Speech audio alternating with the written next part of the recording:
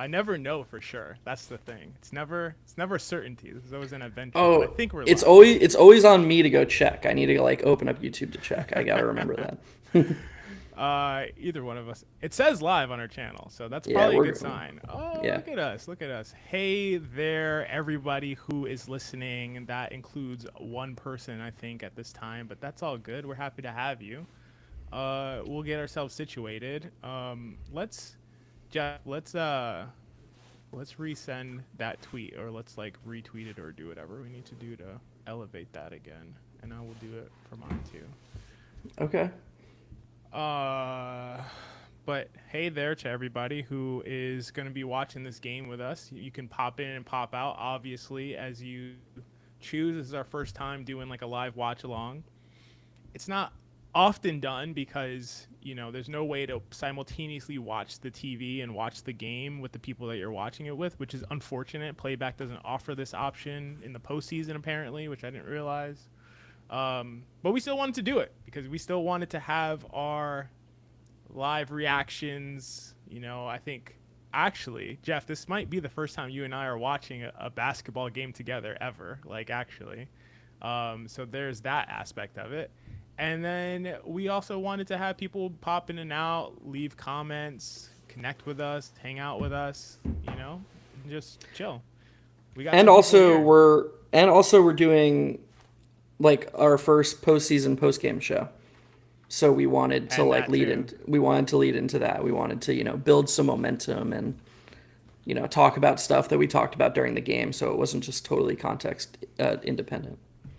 Absolutely, absolutely. Yeah, so we have a couple people in the chat. What is going on, guys? Like I was saying, we decided to do a live watch along for the first time, and we're gonna see how it goes. And regardless, it'll be very interesting. And today was probably the best game of the season to do it because it is the biggest game of the Knicks season. Obviously, also the biggest game of the Pistons season. I don't want to say whoever wins this game will win the series. But there's a very good likelihood that that's the case, which is crazy to say for Detroit having a chance to win this game at this stage in the win the series at this stage in it. But they are at home. Their crowd is ready to go, as we can see. They're filing in still, and things are going to be crazy and ruckus. I mean, the Knicks are small favorites. What are your thoughts going into this game, Jeff? Like, kind of just preliminary thoughts. I just want to say I think the Knicks will still probably be betting favorites in the series if they lose this game. So You think so? yeah, or it'll be close to a pick 'em. I think like if the Knicks win this game, they'll jump up to back to what the series price was before the series started. So it'll go back to like 4-1. It's minus 200 right now or something. The Knicks are still 2-1 favorites. Um, so I do think this game is probably slightly more important for the Pistons, but I think the stuff we talked about on the show before the game, like the long-term ramifications, this game is monumental for the Knicks. Because like if they win this game, but it's just the Pistons kind of just continuing to not really play super great, and the Knicks do a lot of the same things that we've seen them do all season, it'll just be like, okay, great, they beat a team that they're probably supposed to beat. And they still can't beat Boston or Cleveland playing this way. But here's the thing. Detroit, it's tied 1-1. They haven't played well in either game. They should probably be up 2-0. They can play their A game. So the Knicks don't have to just be a little better. They have to expect Detroit's A game and be a lot better. Like, if Detroit... Malik Beasley and Tim Hardaway Jr. aren't going to go 1 for 14 from 3 again at home. God, They're Tim not. Hardaway Jr. was so bad, dude. Yeah, He was he's been brutal. really, really brutal. So I mean, I didn't mean that to like squash Detroit's chances at all. I think that Detroit there's a lot of meat on the bone for them too. But I do think that this game is slightly more important for them than the Knicks in terms of overall chances of winning the series. Oh, I totally agree with you because if I was betting, and most people know I don't really sports bet. If I was betting, I would love for the Knicks to lose and be the underdog because I would just bet on them. I would bet Right. the house on them to still win the series. So not surprising that they still be the favorite. Tony in the chat says over under 47 and a half minutes for Josh Hart. What are we Boy. thinking tonight, Jeff? Um, I just think with Tibbs, it always depends on like how it goes early, kind of like not with Hart specifically, but the margin for Hart minutes is a little bit more narrow. But there are games where Hart gets off to a hot start, and it's like yeah, he's gonna play the whole game basically. I think under. I think under realistically. Yeah. But I give it a. I give it a first, which is a level of respect to that we shouldn't, as we have tip off. I do have a prediction, and my prediction is that Jalen Brunson is going to have 15 assists tonight. That's my prediction. That's a lot of assists. That is a lot. I think Jalen Brunson and Cade might both have 15 assists tonight. Tim Hardaway should do a thing where the shots go in when he shoots them when they're wide open. That'd be, dude. I wish I said it before the game. They are gonna try so hard to get Towns going. Oh, yeah. I would have bet all his overs if I was a person who bet him. Like, obviously the shots might not go in, but yeah. Has Jalen Duren been really good at? Has he been that good at that Sabonis like DHO all season? You know what? He has been actually. Somehow I think his DHO numbers are really good as Mikal Bridges hits a three. When he rose up, I saw the weight of the 5 draft picks, the 5 first-round picks on his back. Jesus Christ. And he pulled up and he shot it through that weight, so that was incredible. That was incredible. Well, as you and I both know, XJ, that weight doesn't get applied until 3 minutes left in the fourth quarter. That's when the weight you really start to feel the weight on your shoulders. It feels more like 1 first-round pick in the first quarter. Right, exactly. It's like first it gets added per quarter. That's what happens. It compounds, yeah. You get it. You get it. Shout out to the chat that has TNT muted. Let's go. No Kevin Harlan tonight. it's hot hand theory time. I love that. I like Kevin Harlan. No, I love Kevin Harlan. But yeah, Harlan's hilarious. Oh, dude.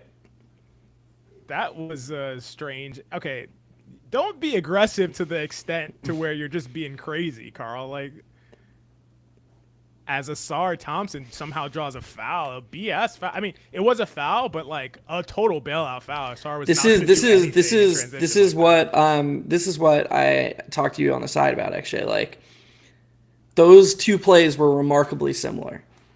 What just happened on both plays. So like, in my head, I'm marking that down as like, okay, the Knicks Towns didn't get a call. Asar Thompson does. But dude, I think the Thompson twins are like 0 for 37 from the free throw line this postseason. It's crazy. They don't make free throws. Neither one of them. What is the men's shooting? You don't know? His free throw shooting? Yeah. I think it's just 0%. I think he's missed them all. There's the first Thompson twin free throw. I'm sort of joking, but I know. It's been crazy to watch. Oh, is it Reggie Miller tonight? That's all right. Well, God, that's definitely worth muting. For sure. He has one of they call he is one on the floor. Actually, he is one of my all-time announcing blunders. And I think Knicks fans watching this, you'll remember the scenario. The Hawks were up like double digits against the Knicks in Game 5 of the 2021 playoffs. And Trae Young was doing the really smart thing where he was rolling the ball up the court. Yeah. Every time they got the ball. So every time the Knicks scored, they were trying to make a comeback. Trae Young would just roll the ball up the court, and the Knicks wouldn't do anything. They wouldn't like make him pick it up. And Reggie Miller spent every single time he was doing it criticizing him. He was like, "What are you doing? The Hawks don't want to run clock. They want to, like, they're winning. Why is he doing this?" He didn't understand what Trae Young was doing. It was crazy. Really funny. Yeah, you've talked about that before. It's hilarious. As Towns stays aggressive, takes it to the rim, draws a foul on Duren, Knicks up 3-1 with 9:47 left.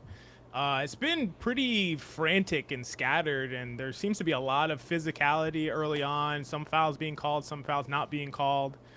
Jeff's keeping score in his mind about who's getting the whistle right now. I don't even know what to call it, but the only thing I'm keeping score of, XJ, is the rebound total. If the Knicks win the rebound total, they win the game. We should have built a little tracker. We do need a rebound total tracker because that is the fundamental. It's the key. That's the key to winning the game for the Knicks, and foul calls obviously. So that's going to help drawing that foul on Asar Thompson. Yeah, that was good. I think it was on Duren, but yeah, they're mad at Duren. Yeah, they're mad at no moving screen. Man, Bickerstaff just never stops whining. He did it in Cleveland too. I don't mind it from the coach as much. So I'm curious about your It's more annoying when the players are whining every single time. But I feel like if the coach is like, guys, I'll take care of that if you guys just play. I think that's actually cool. Yeah, that's fair. I just Not hate the saying whole. that's what Bickerson's doing, but I hate the whole conversation. So about fouling. about refs and that sort of thing. Oh yeah, obviously I do. As well as Towns hits the first free throw. This game feels like it's been going on for a while to still be 4-1 and only 2 minutes have passed. So Yeah, I mean, it's just been sort of ugly so far, to be honest. Although the Knicks have created some nice shots. OG in the corner, Towns above the break. So Brunson missed a pretty good look, a wide open look. And the Pistons have created good looks too. It's just the ball isn't going in. They should try to make some shots like this one. So Tobias with the slow reaction time definitely had a little bit of an advantage there as the Knicks double teamed Cade temporarily, but he misses the shot. Well, he preferred the. For some reason, they prefer the. Towns is gonna take. Dude, he's gonna take 30 shots tonight. Yeah. Oh man. How about that one Piston fan's nickname for Towns? That is one of the hardest I've laughed at a comment we've gotten. Pussycat. Yeah, that's. The Knicks are up 8-1 as we go to commercial. Pussycat. PUSCAT. Genius. Classic genius nickname. And shout out Crim's dad. Shout out John in the chat. Towns taking more threes. Knicks doing really well on D, says Crim's dad. It looks like they're playing much more physically. Jalen Brunson talked about a fast start, and to me, sometimes it's a little jokey. It's like, okay, you always want to get off to a fast start. At what point are you like, let's get off to a slow start and chill? But right. They are playing with much more intensity to begin the game, and so it does seem to be making a difference, and they are getting way better shots than the Pistons are right now. The Pistons look kind of out of sorts, and I think there's a ton of pressure on them to win this game, as we kind of alluded to. I don't think they necessarily expected to be in a position where they could actually win this series, although they hoped it. So I don't know. No, I disagree with that. I think the Knicks came into the playoffs pretty disrespected. I mean, dude, over tons of pundits picked the Pistons to win outright. It was the way people talked about this series was crazy. What do you mean? And I'm not saying the Pistons can't win, but it was the only one of the there weren't people picking. What's the 3-6 series out west? Lakers. People weren't picking the Timberwolves to beat the Lakers. Dude, I'm pretty confident that more pundits picked the Timberwolves than picked the Pistons. I'm pretty sure. No. Especially not relative to what their odds were before the series. All right, relative to odds, that's different. You're just talking about picking. Relative to odds, yeah, because I don't even know how much favorites the Lakers were, but the Knicks were huge favorites. So relative to odds, that might be right. But as far as just picking, I'm pretty sure every single ESPN pundit picked the Knicks across the board. Yeah, I'm looking at it right now. 1, 2, 3, 4, 5, 6, 7, 8, 9, 10 out of 10 ESPN writers picked the Knicks over the Pistons. And I'm pretty sure that was the case across all media outlets everywhere. So I'm pretty sure that people weren't picking the Pistons too often, but yeah, relative to odds, they're probably a little bit more. Yeah, I guess low volume. Let me see how I can do this. My volume's maxed out, so Geoff, maybe you could turn yours down just a little bit. Yeah, I forgot to adjust the settings. Is that better, actually? Yeah, I think we're more even now. Yeah. Yeah, because we reset the window. Remember?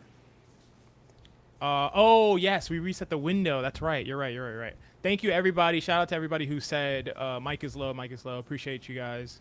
Are we better now? Let us know if it's more even and synced up now. Jeff's mic is just overpowering mine. I have this measly little mic over here.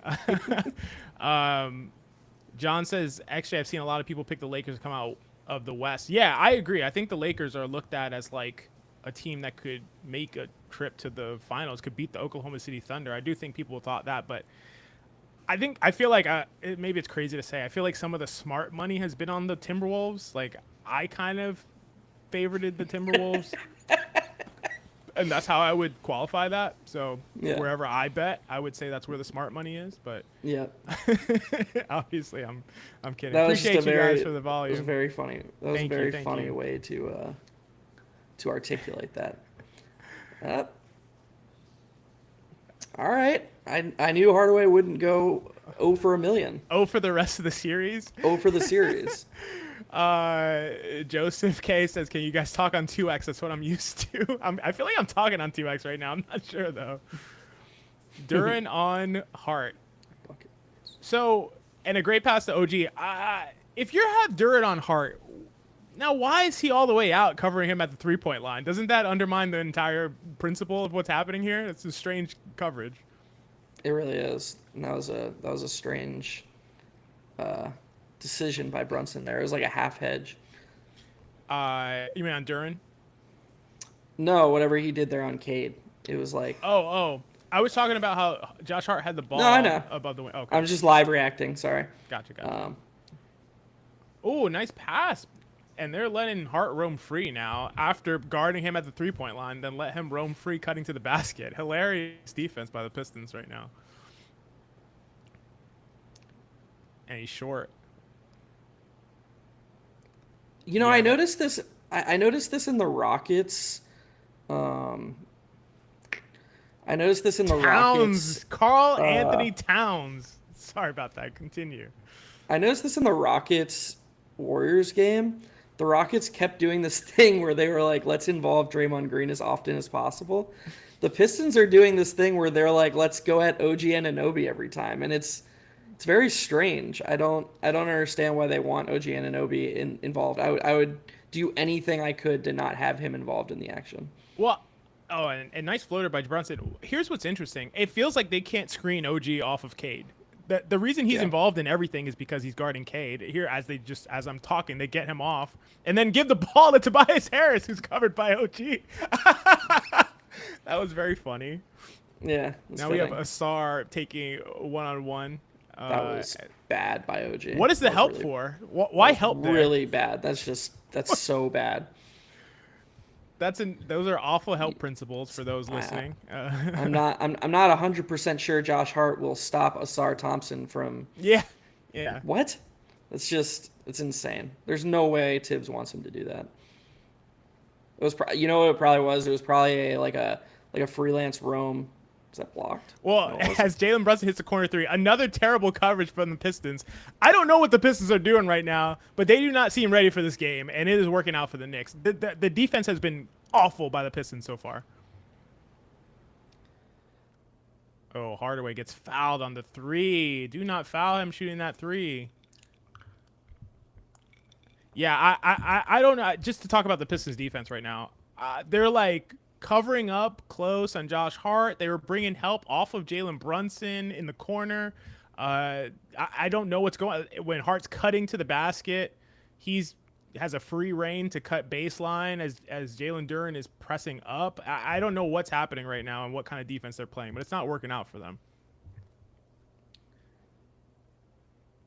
I think real quick, Tony says Cade going at OG is like Jalen going at Dyson. That's a very good analogy. It's a great analogy. Although it's probably, I would say it's actually probably more defensible, it's more defensible because the Pistons are basically going to win or lose on Cade with this current team. True. Whereas the Knicks, like when they play the Hawks, they're huge favorites and they can win with Brunson just taking Dyson Daniels out of the game and letting other guys do the stuff. That's a good point. Yeah, it is. I think that's a great recipe for the Knicks, actually. Again, not just because they have Dyson Daniels, but because they have Trae Young. It's an amazing combination where you have the best guy at possibly at doing the one thing, and then you have the worst guy possibly at doing one thing. And it's like, which one do we want to attack? Yeah. The best one at doing the thing. Let's go after him. It's wild. What, are they gonna call? You think they're gonna call flagrant on this? I don't know. I mean, he did get hit in the face, but I'm not sure how they call those. Like on a jump shot, it's interesting. I just don't know if it was unnecessary. Like I think Brunson was pretty clearly contesting, but yeah, that's a good point. Yeah, It's actually really interesting because some guys do play defense like that. I hate that defense. I guess it was popularized by Shane Battier or Bruce Bowen or one of those guys, that like hand in the face thing. I don't feel like that affects guys at all, but I could be wrong. If guys, Hooper's in the chat, tell me if I'm wrong. John says, "Did you see Tobias Harris comments pregame?" I didn't see the comments. Did you? Yes, he basically did the thing that all the Knicks analysts were doing after game 2, which we laughed at. Which was to say that this year's team isn't as mentally tough as last year's team. You remember, XJ, Dante hit the shot and McCall didn't hit the shot. So last year's team is mentally tougher. Just terrible, really, man. Funny. Why bother? Just. So wait, Tobias Harris said this? Yeah. They asked if there was a difference, because Tobias Harris was on the Sixers last year, and they were like, "Do you notice a difference?" They're saying, "Wow, flagrant 1 on that eye poke from Jalen Brunson." I wasn't necessarily expecting that. So what is that? Is that 3 in the ball? It's a shooting foul. Yeah, 3 free throws in the ball. It's a lame call. Yeah. So Tobias Harris was on the Sixers last year. So he was asked if he noticed any fundamental differences between last year's team and this year's team. And he sort of condescendingly laughed and was like, yes. Very, very heavily implying that this year's team doesn't have what last year's team did. It's so funny. And you know what? It's probably about Towns. I feel like players hate Towns or something. I don't know what it is. Or McCall. Towns and McCall versus Hartenstein and Dante. Yeah, but do you think people feel like that about Bridges? I don't know. I don't feel like he has that kind of reputation. I feel like it's Towns, but I could be wrong. I don't know. McCall does the little head bob thing every time he hits a 3. He's probably pissing people off. Yeah, I guess that's true. I like this comment. Jared says both THJ threes resulted from doubling off of Duran and Thompson. Why? Listen, Jared, I don't have the answers. I'm not a coach. I haven't been doing this for 30 years. Clearly, I don't know what I'm talking about here. No, I agree with you. I have no idea why they're doing that. I'm not used to commenting as the game's going so fast, but I was trying to say I'm very confident that OG1 was a freelance. I think he saw Asar with his back turned, thought he was going to get him to Randall and turn his back. And jeez, man, Tim is going nuts. Jr. Tim is going nuts, making up for a terrible game last game with his terrible first 2 games. I think he was okay the first game. Was he?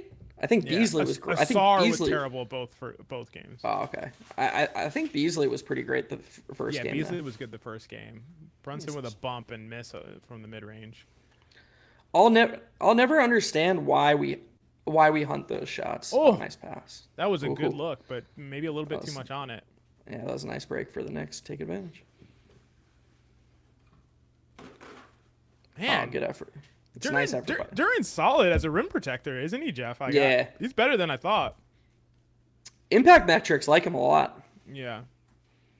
OG just lost it, though. Maybe I'm giving him too much credit. John says OG got fouled. Maybe that's the case. 6-point possession is hilarious. This is weird. Oh, very nice kid. Oh man, and the Knicks are. Asar just pulled a Josh Hart. He did. That's off. I'm wrong. You're like you see you don't do comedies. So he shot it so line drive. It feels like that's not how his jump shot looks. Yeah. No, in the movie Major League from the 90s, the fans are watching a baseball game and then somebody crushes one and one fan's like, that's gone. And the other guy's like, nah, it's too high. And then it just sails over their head. That's pretty funny. I can't believe this game is tied. I mean, that's a huge props to the Pistons, I would argue. It is crazy. I would argue if I was a Pistons fan, I would feel super encouraged right now because the Knicks threw a punch to open the game and played really well, and for the Pistons to hang in there, that's huge credit to them, I would argue. And to Hardaway for what are they calling now? Oh, okay. Beasley's gonna say playoff basketball, playoff basketball, playoff basketball, playoff basketball. I know I'm biased because we were specifically told we were wrong about this, but I like Beasley a lot. Oh yeah, I like Beasley too. I mean, I think he's really good. I'm gonna like anybody who makes 300 threes in a season and shoots it at a high percentage. I mean, that's an extremely valuable player, no matter which way you slice it. So, wow, we got Towns getting doubled. What is that defense by the Pistons? That is terrible defense. Hopefully, they continue playing this defense from the Knicks' perspective, because this is awful. Tobias with a soft shot from the wing. So. Was Tobias always bad above the break threes? I know he's good from the corners. I don't think he's ever been that good at 3-point shooter. That's somebody who is a deep three from Towns. By the way, I like how Tibbs said, well, if Towns is covered, I don't want him shooting over. Like, yes, you do. What do you mean? He does it all the time. You definitely want him shooting over guys. Yeah, that's ridiculous. Oh, nice pass. Oh. Damn, Hart missed the layup. Yeah. With some contact, but he missed it. Yeah, he usually finishes those. I jinxed him. I control sports. David says Knicks are big trouble this series. Can't defend a three to save their lives all year. That's true, but they're playing against a team that doesn't shoot many threes and doesn't make a high percentage of them. So if Hardaway, you can't let obviously Malik Beasley get open, and you can't let Hardaway Jr. get open. And that's about Stiller and Chalamet are at the game in Detroit together. That's hilarious. Good for them. Like, it's a grandfather and a grandson together. Right? Bonding time. It's beautiful. Dude, what? Well, you run him off the line. It's good defense, regardless. Yeah, it's deuce. I didn't know he was gonna. I didn't know he was gonna be able to recover like that. But they sent like a double at Cade. This is buckets.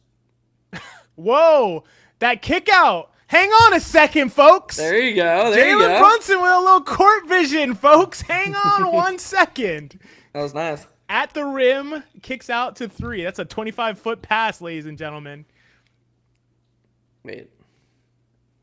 It is an 8-0 run. Is that 8-0 since Deuce has been in the game? I'm not sure. Something like that. I think it actually is. It always works that way. It's so stupid. There. All right. Okay. Let's see it. And then that was good. Why would you leave OG if you're playing off Hart? They do not know how to play this defense at all. It's actually hilarious. Deuce with the three. He misses.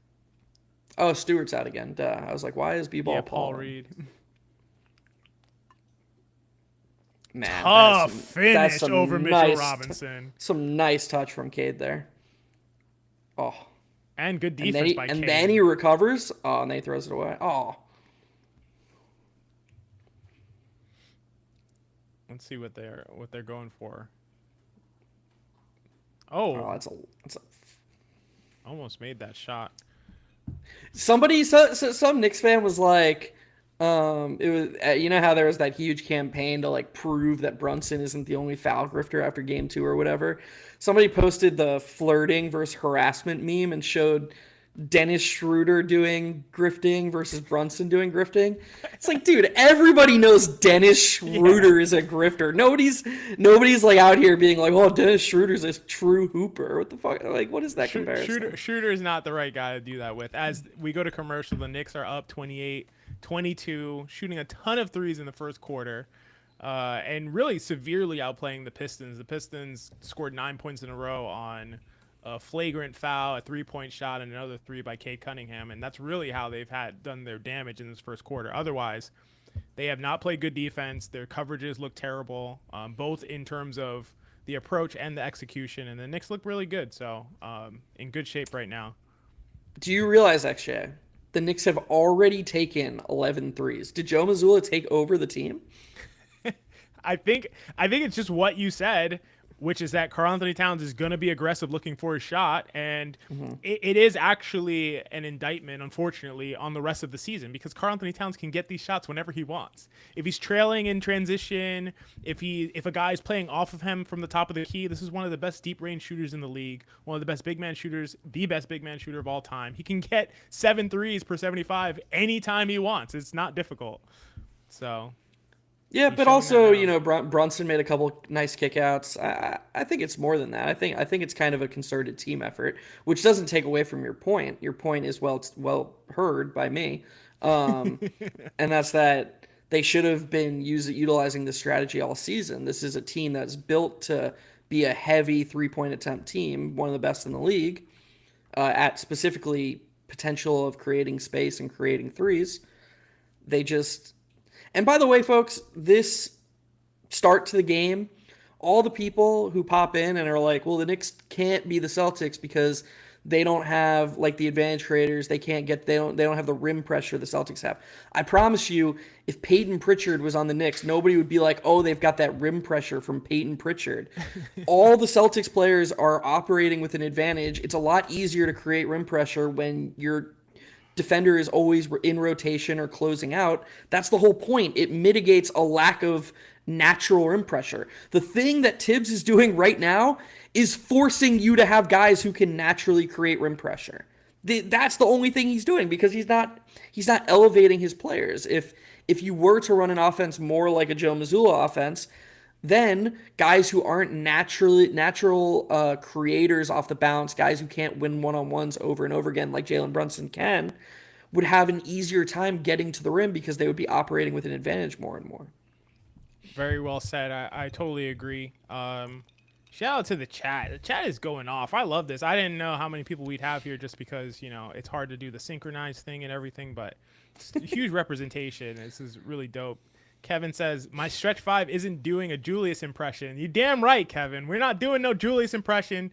We're playing like Karl Anthony Towns should play always, and it's a beautiful thing to see. Tony says, Hart triple-double loading. That man is not coming off the floor tonight. He really is absolutely not coming off the floor tonight, especially with how the Pistons are guarding him, for sure. That's a good point. I mean, obviously he should sit regardless of like how well he's playing or how good his impact is, but whatever minutes he ends up playing are probably more justified tonight than they would be in other games based on how he's being defended. He's a huge plus. Absolutely. In a game like this when the Pistons are just completely punting their defense and not punishing the Knicks at all. Absolutely agree with that for sure.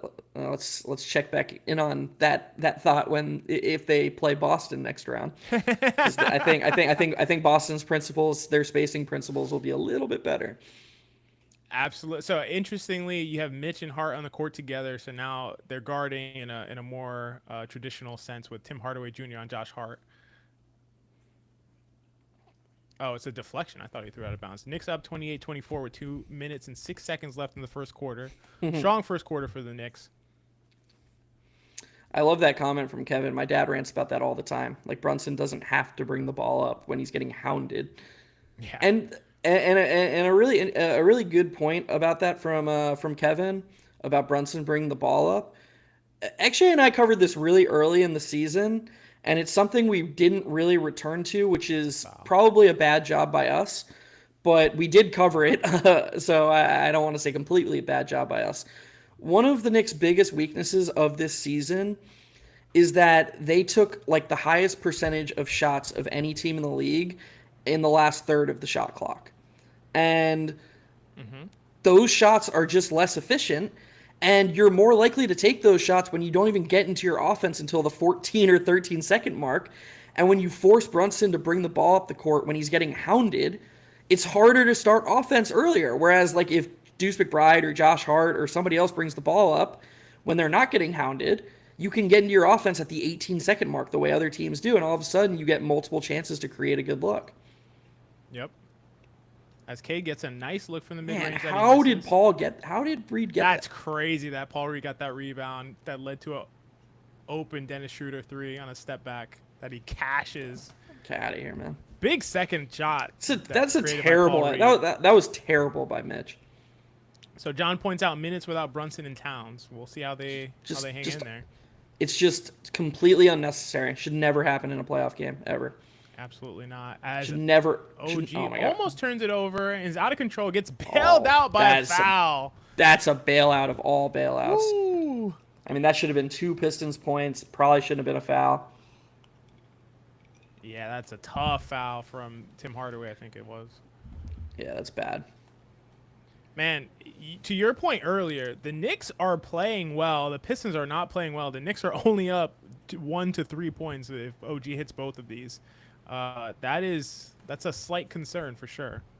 Absolute concern. The one thing I would say is the Pistons are shooting the way their bad shooting was unsustainable from games 1 and 2. Their good shooting right now is going to come down to earth. They're shooting like 70% from 3 or something. That is true. Yeah, they're shooting very well right now. But I do think that the point stands. I'm coming away from this quarter more impressed with the Pistons for hanging in there with this, because I think the Knicks are playing really well, and it's slightly concerning that could play much. And we have a turnover here by Schroeder. I don't know what that Right. was.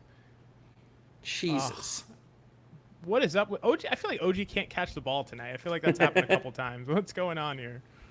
Crim's dad says 6-point possessions can change a game. That is a very astute point, because that absolutely did affect things. And then Cade hit a weird 3 after that too. It was basically 9 points in like a few seconds. So, whoa.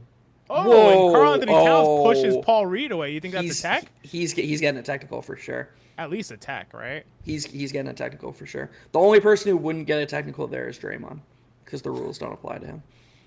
I don't know if that's true, but I do.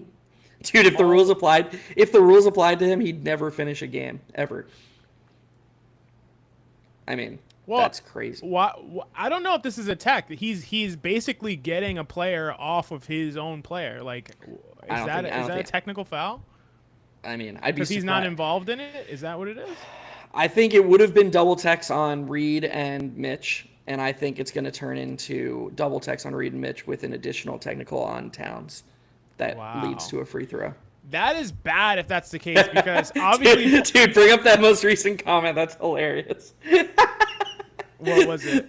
Apparently the TNT cast cut to Isaiah Stewart when the fight broke out. That's so funny. It's like, hey, guys are scrapping. Where's Isaiah? Up on the screen. Let's see what he does. Did you see my post from High End Theory a few nights ago, or during the Grizzlies Mavericks playing game?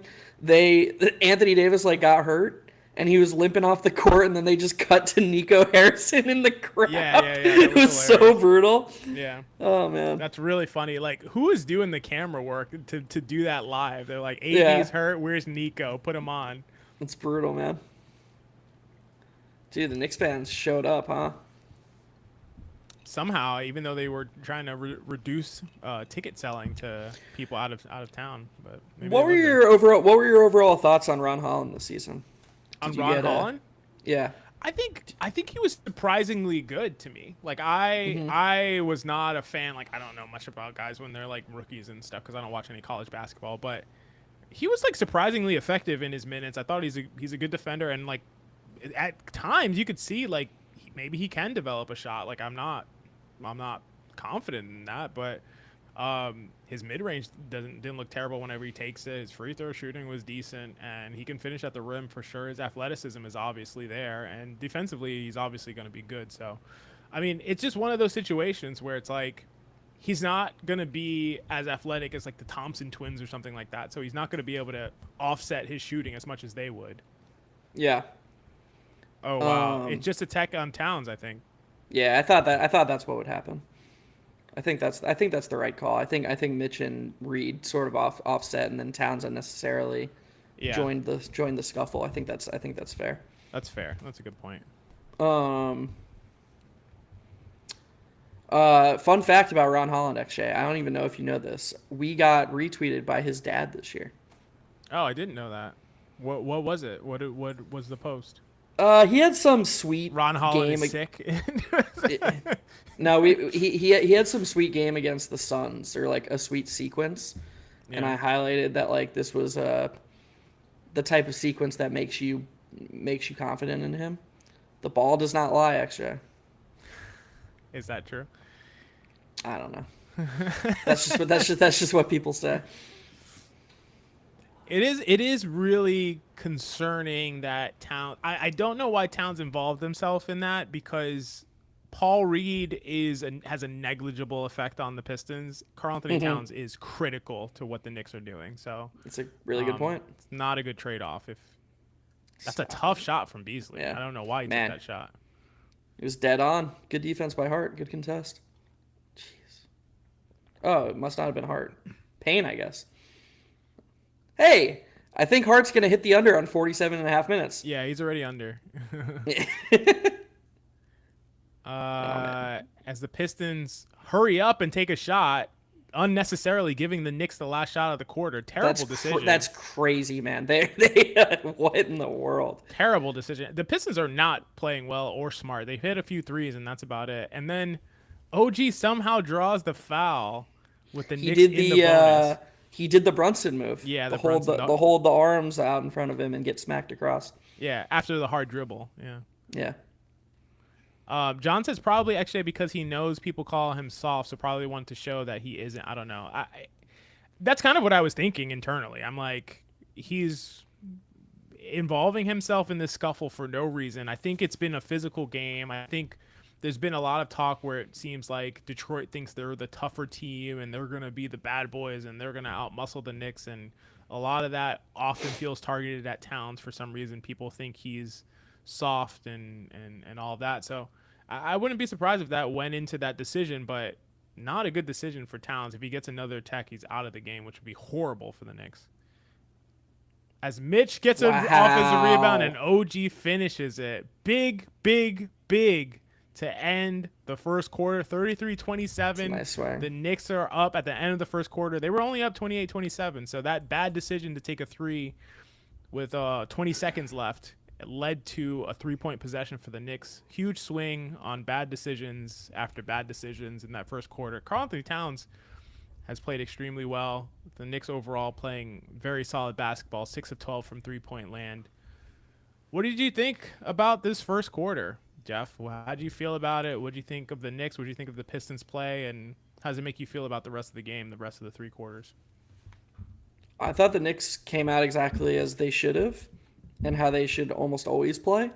It didn't feel like the Jalen Brunson show. It felt like they were running team offense and attacking areas they should attack to create the types of shots they want to take. Karl Anthony Towns was shooting threes early in the shot clock when he got the chance. How many did he take that quarter? Did he take 5? Towns took 5 threes that quarter. Like, it's annoying that it takes a game like game 2 for them to be like, oh yeah, we have the greatest big man shooter of all time. Maybe we should leverage that some. So I thought the Knicks played really well. On the other hand, they're up 6. So that's, that's kind of worrisome, at least a little bit. They shot 50% from 3 on 12 attempts in a quarter. You'd expect them to be up more than 6. So that's a point in Detroit's favor, I'd argue.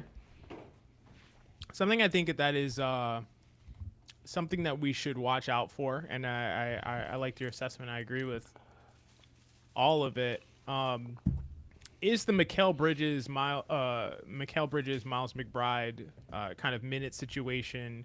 I thought the Knicks just played better when McBride was on the court. Obviously, plus minus in a few minutes is not a big factor, but I did feel like just watching it, observing it, I did feel like there was better flow with McBride on the court. The defense was a little sharper, and they did win those McBride minutes. 5 minutes, they won them by 6 points, and he only played 2 minutes fewer than Mikal Bridges. So I think that is something interesting to watch, whereas, the starters, OG played the whole quarter, Josh Hart played nearly the whole quarter, Jalen Brunson only sat for 2 minutes, Karl Anthony Towns sat for 3 minutes.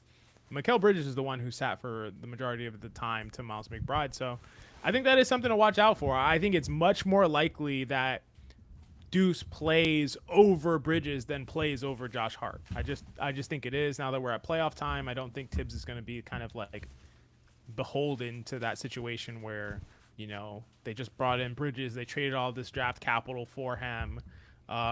He's going to be re-signed, and so they have to play him 38, 40 minutes every night. I do think there will be a shorter leash, and I think the guy who will get the shorter leash is Mikal Bridges, honestly.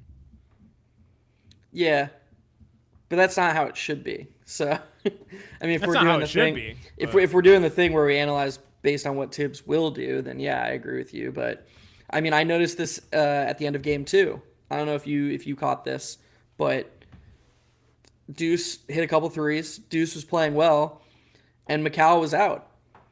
And you could tell Tibbs was doing. Macau had a really nice first 3 quarters, and you could tell Tibbs was doing the thing where he was like, "Well, I want to ride Deuce, but I got to get Macau back in there. How do I figure it out?" And it's like there's actually a way that they can both be on the court right now. No, there's actually a way that they can both be on the court right now, but he just doesn't seem to want to win that way. I don't know. What you're proposing is simply not possible. Impossible. Interestingly, they start the second quarter with no Brunson. I thought he was going to be back on the court. Yeah, the Slam's fine though. Didn't Brunson play? Man, Knicks are getting some nice whistles. This has been pretty friendly whistle start, I would argue, for the Knicks so far. I think I'm still a little bit like stuck on this Karl Anthony Towns technical foul because these games have been physical. There's a lot of chirping and stuff going on. It is so easy to pick up another technical foul at some point in this game. Oh, for sure, dude. Why is this by Deuce McBride? Why is this the offense? That was brutally bad offense. You have Deuce McBride, not a natural creator, going at their best defender on the court right now. It's just insane. Like, can they not do anything else? And this is how we get oh man. This is how we get those conversations where it's like, oh well, Deuce can't play more, he's not a natural creator. Yeah, right. But who cares? Like, that's not how it shouldn't be a thing where like you can only play if you can beat good defenders one-on-one. No other team operates that way. Yeah, and then Deuce just got pulled. They said, Deuce, you can't create offense, clearly. Get him out of here. It's an insane way to... At the end of the day, though, it's why his teams don't just can't count. You can't win 4 games in a series against a really good team. That was an insane shot by Dennis Schroeder over the top. Schroeder's been playing really well this series. It's been pretty impressive. He's been more important to the Pistons than I would have ever imagined. Dude, God, I can't believe it, man. What are you referring to? Well, they just immediately ran a mid-post ISO for Mikal Bridges. So, like, that's clearly what the thinking was. As the thinking does not get off the shot. The thinking was clearly like, oh, we need someone to just, like, run the offense through and get high floor shots for. So, please, Mikal, go make a 12-footer. They couldn't possibly run any, like, interesting set. They would just have to... It's just wild. David says it's because they have Mitch set screens instead of Cat. The coach is bad. Yeah, I mean, man, I'd rather Mitch be in the dunker spot with Cat setting screens than the opposite. Yeah, or run double drags, which for some reason they think is against the rules. Dude, if you ran double drags, I'm surprised you know what that is, Geoff. Because I don't know what screens are. You know what screens are, dude? I don't know what screens are, but somehow. Jeez. Oh, and a foul called on Tobias Harris on the post up. That was going to be a tough shot for Towns. Sorry, what were you saying? No, if they ran double drags and it would give, first of all, it would give the ball handler a bigger head start, which is nice. But then also you could mix up having like Mitch go and set a screen for somebody else. You could have Mitch crash and Towns pop. There are all these different counters you could run off of double drags with 2 huge behemoths screening. I don't understand why you would never try doing that. Yep. Good point. And we have a coach's challenge now. Bickerstaff challenging that foul on Tobias Harris.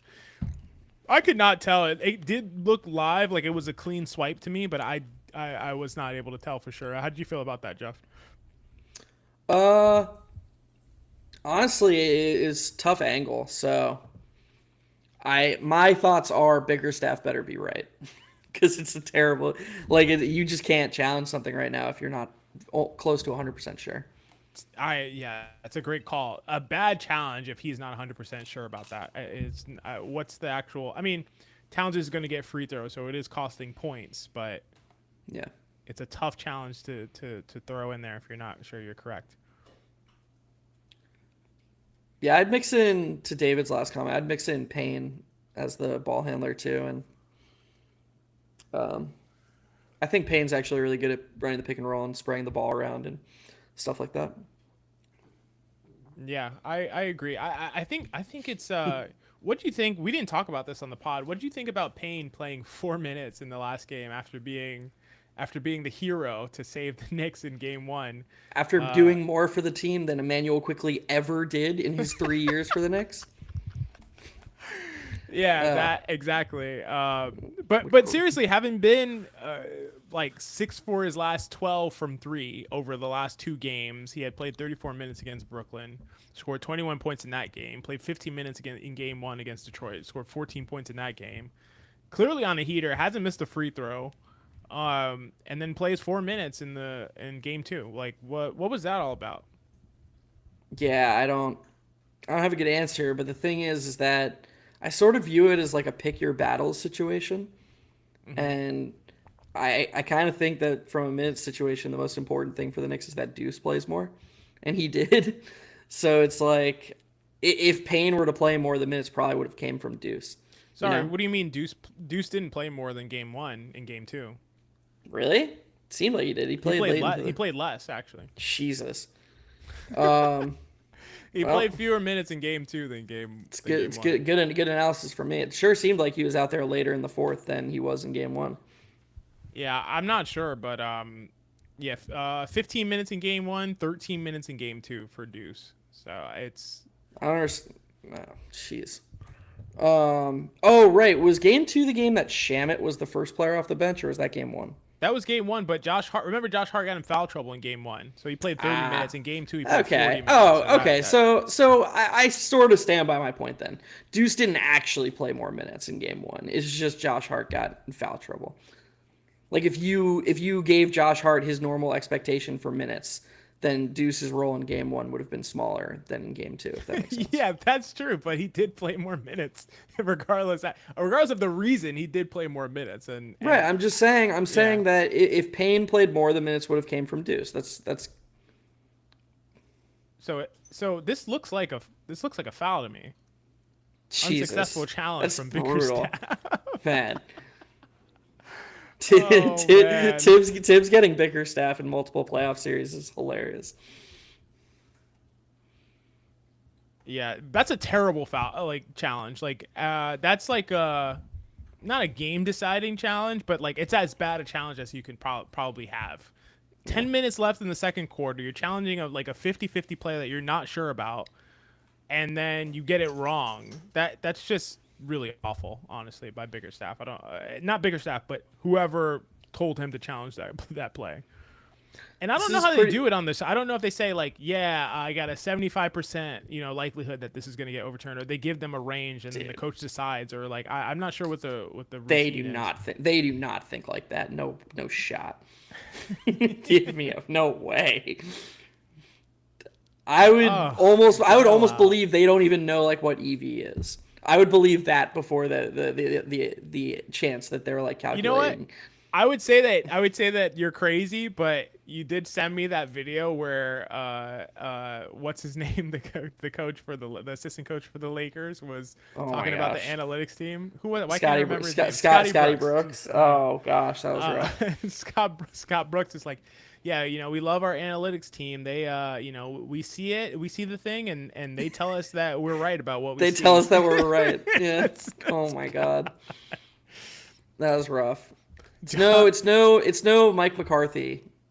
John says Pistons fans were mad that Atkinson is favored over Bickerstaff for Coach of the Year. I guess I need to do a better job of not assuming that people listening know what's baked into my head. Bickerstaff's a fine coach. He's not but he's just Tibbs light. He's yeah. And but Tibbs is a better coach than Bickerstaff. Right. Tibbs is a better coach than Bickerstaff. That's all I meant by Tibbs getting him in multiple first round series is kind of nice. But if for Bickerstaff to come to Detroit and do what he did, man, Dennis missed Holland on Really nice cut by Ron Holland. He'd rather hit the three. He just knows threes. He knows threes greater than two. He knows the formula. He's familiar with the math. Dennis Schroeder. So Dennis Schroeder is keeping the Pistons above water. Absolutely. They are only down by 2 points right now. He has 11 points on, I think it was 3 or 5 shooting from the field. He's played super well. He's played extremely well. As they give Campaign a wide open corner three, which is bizarre. What? Man, this is bad coverage from the Pistons. I don't know what's happening here. Payne's foot was on the line. Was it? Mm-hmm. Wow. Mitch, grab the ball. So that is a crazy shot. That's a terrible shot. Malik has been. So this is actually buying time without Cade right now. Because the Knicks seem fine without Brunson, but the Pistons do not seem fine without Cade. Tobias Harris playing like the 2025 Knicks as opposed to the 2024 Knicks. Soft is what you're saying. I got Indeed. you. I'll translate it for you. SAWFT. And we have Cade coming back in the game, and OG follows him. So that's good. That was a pretty solid 2 minutes from Shamet. At least Payne's getting some time. As long as he makes his first shot, he can continue to play. Whoa, and another throwaway from the Pistons. Oh, and then my God. What the hell was that? Bridges falls away, and then Cade loses it. Dude, and then what is it? Oh, my God. And then a missed layup from Mikal Bridges. What? Put the clown music on. What is happening? Dude, and then Beasley shoots a short corner three. Malik has lost his mind. I control sports, man. I say I like him as a... this is in every time. It's long. What a sequence. What a clown sequence from both teams. Yeah, And Cade's like, no, I'm going to slow flow it inside and get a foul. I could see that coming. Right. That was insane. Random, I don't even know. Random proposition for you, XJ. What do you think of the idea of, like, advantage, like, reffing in the NBA, like in soccer? What would you think if they instituted that? Oh, sorry, you have to explain to me what that is. I don't know what advantage reffing So basically, in soccer, if you, like, if the other team commits a penalty, but the offense has the advantage when the penalty is created, the ref doesn't blow the whistle until the advantage is lost. But yeah, if it goes on for too long, obviously the whistle never comes. So like in that case, like one of my biggest frustrations, in my opinion, is when fouls benefit the defense. Like when Cade just clearly created an advantage, created a dunk, and they were like, nope, actually there was a foul on the pass, and they just have to reset. You know, like that. To me, the ref should be able to hold his whistle until that little mini sequence is over. I realize that's probably putting too much subjectivity into the hands of the refs, but yeah, I think it's too quick. Personally, I mean, I would think about it more. It's interesting, but I think it's too fast to make those determinations. What is the call here? Oh, they called a foul on the Pistons. Wow, that was nice again. That did not. It looked like he slid with him the whole time, and he took 70 steps. Yeah, I'm not sure. Yeah, I'm not sure about that one. Let's see in slow motion. Oh, it's a foul. It's a foul on Holland. If they call the foul on Holland, that's fine. But Jesus. On Holland? Yeah, watch. Holland swipes his arm when he reaches in there. Oh, did he get his arm? Yeah. Okay. So the Knicks are just... And then actually... Yeah, go ahead. I was going to say, the Knicks are just going to roll with their starting lineup for the last 7 minutes of the half, huh? I think so. It appears so that means that means the starting lineup is going to play like 15 of the 24 minutes. Dude. Oh, they got so lucky. It was a kickball. Yeah, it's a break. That's just that. I mean, that's if I Knicks fans, that's completely uninspiring for the starting lineup to play 14 to 15 minutes in a half. There's no evidence that this is their best lineup at all. And teams that there's none whatsoever that this is their best lineup. Passed by Cade. Yeah, that was nice. And Beautiful by the pass by way, Cade. the teams that do know what lineup is their best lineup don't play that lineup 15 minutes and a half. This is just insane rotating. Jesus, Brunson, you missed McCall bad. All right, layup. What? Did he get stuffed by the rim? Yeah. Oh, man, Tim's open again. Cade is spraying the ball around, man. And Tim Hardaway's shooting that thing.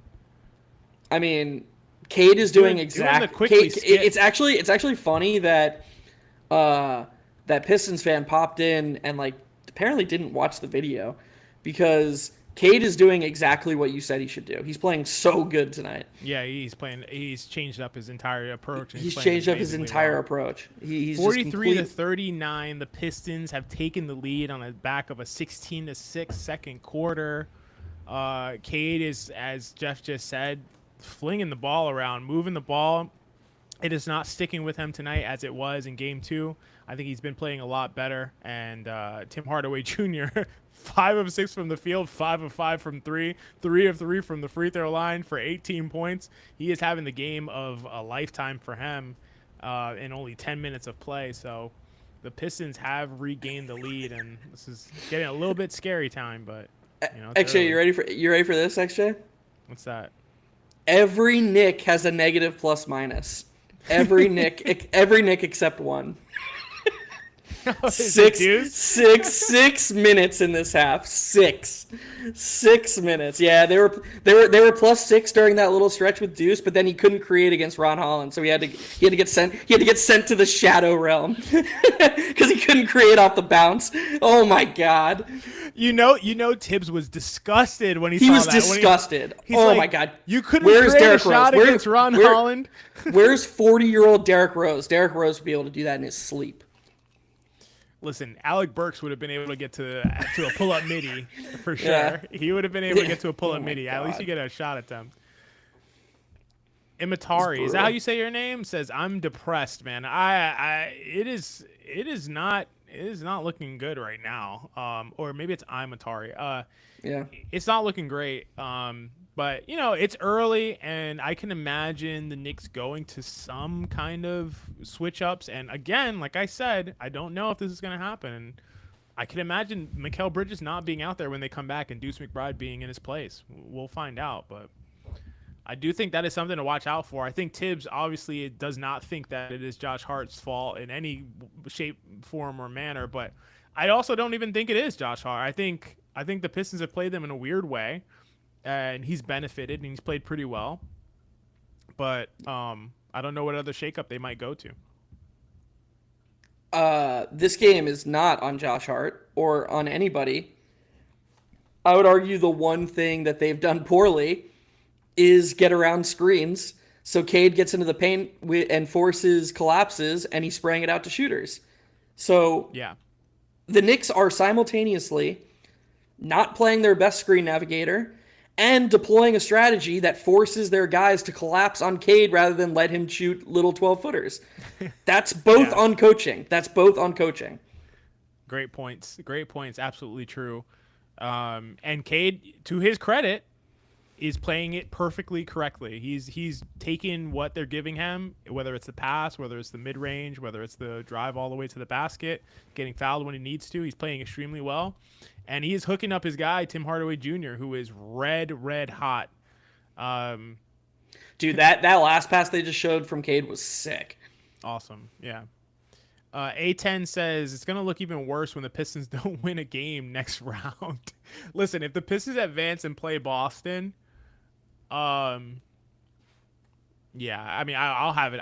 Probably have it in 5 games. I'll give them a game because I do think Cade is that good. I do think Cade is that good where he can win a game, but yeah, it's not gonna look good for them. And Boston will just do that weird thing. Like Boston only cares about winning a championship. So like, yeah. if KP gets dinged up, like honestly, Tatum, who knows when Tatum's gonna come back? Why should they? They won't rush Tatum back now. They won't rush Tatum back at all. They're not close to losing, dude. They shouldn't rush him back against the Knicks. Like, yeah, true. Derek White can handle that. Yep. All right, so all the stars back on the court. No changes made. Karl-Anthony Towns gets a dunk. Should get a layup. That was a good, I like that ATO. Yeah, good set. Yeah, that was good. Hart sent in the down screen or whatever.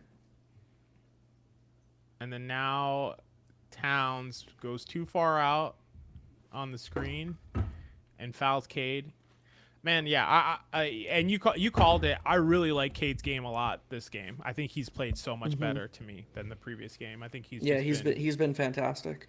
His decision making is much better.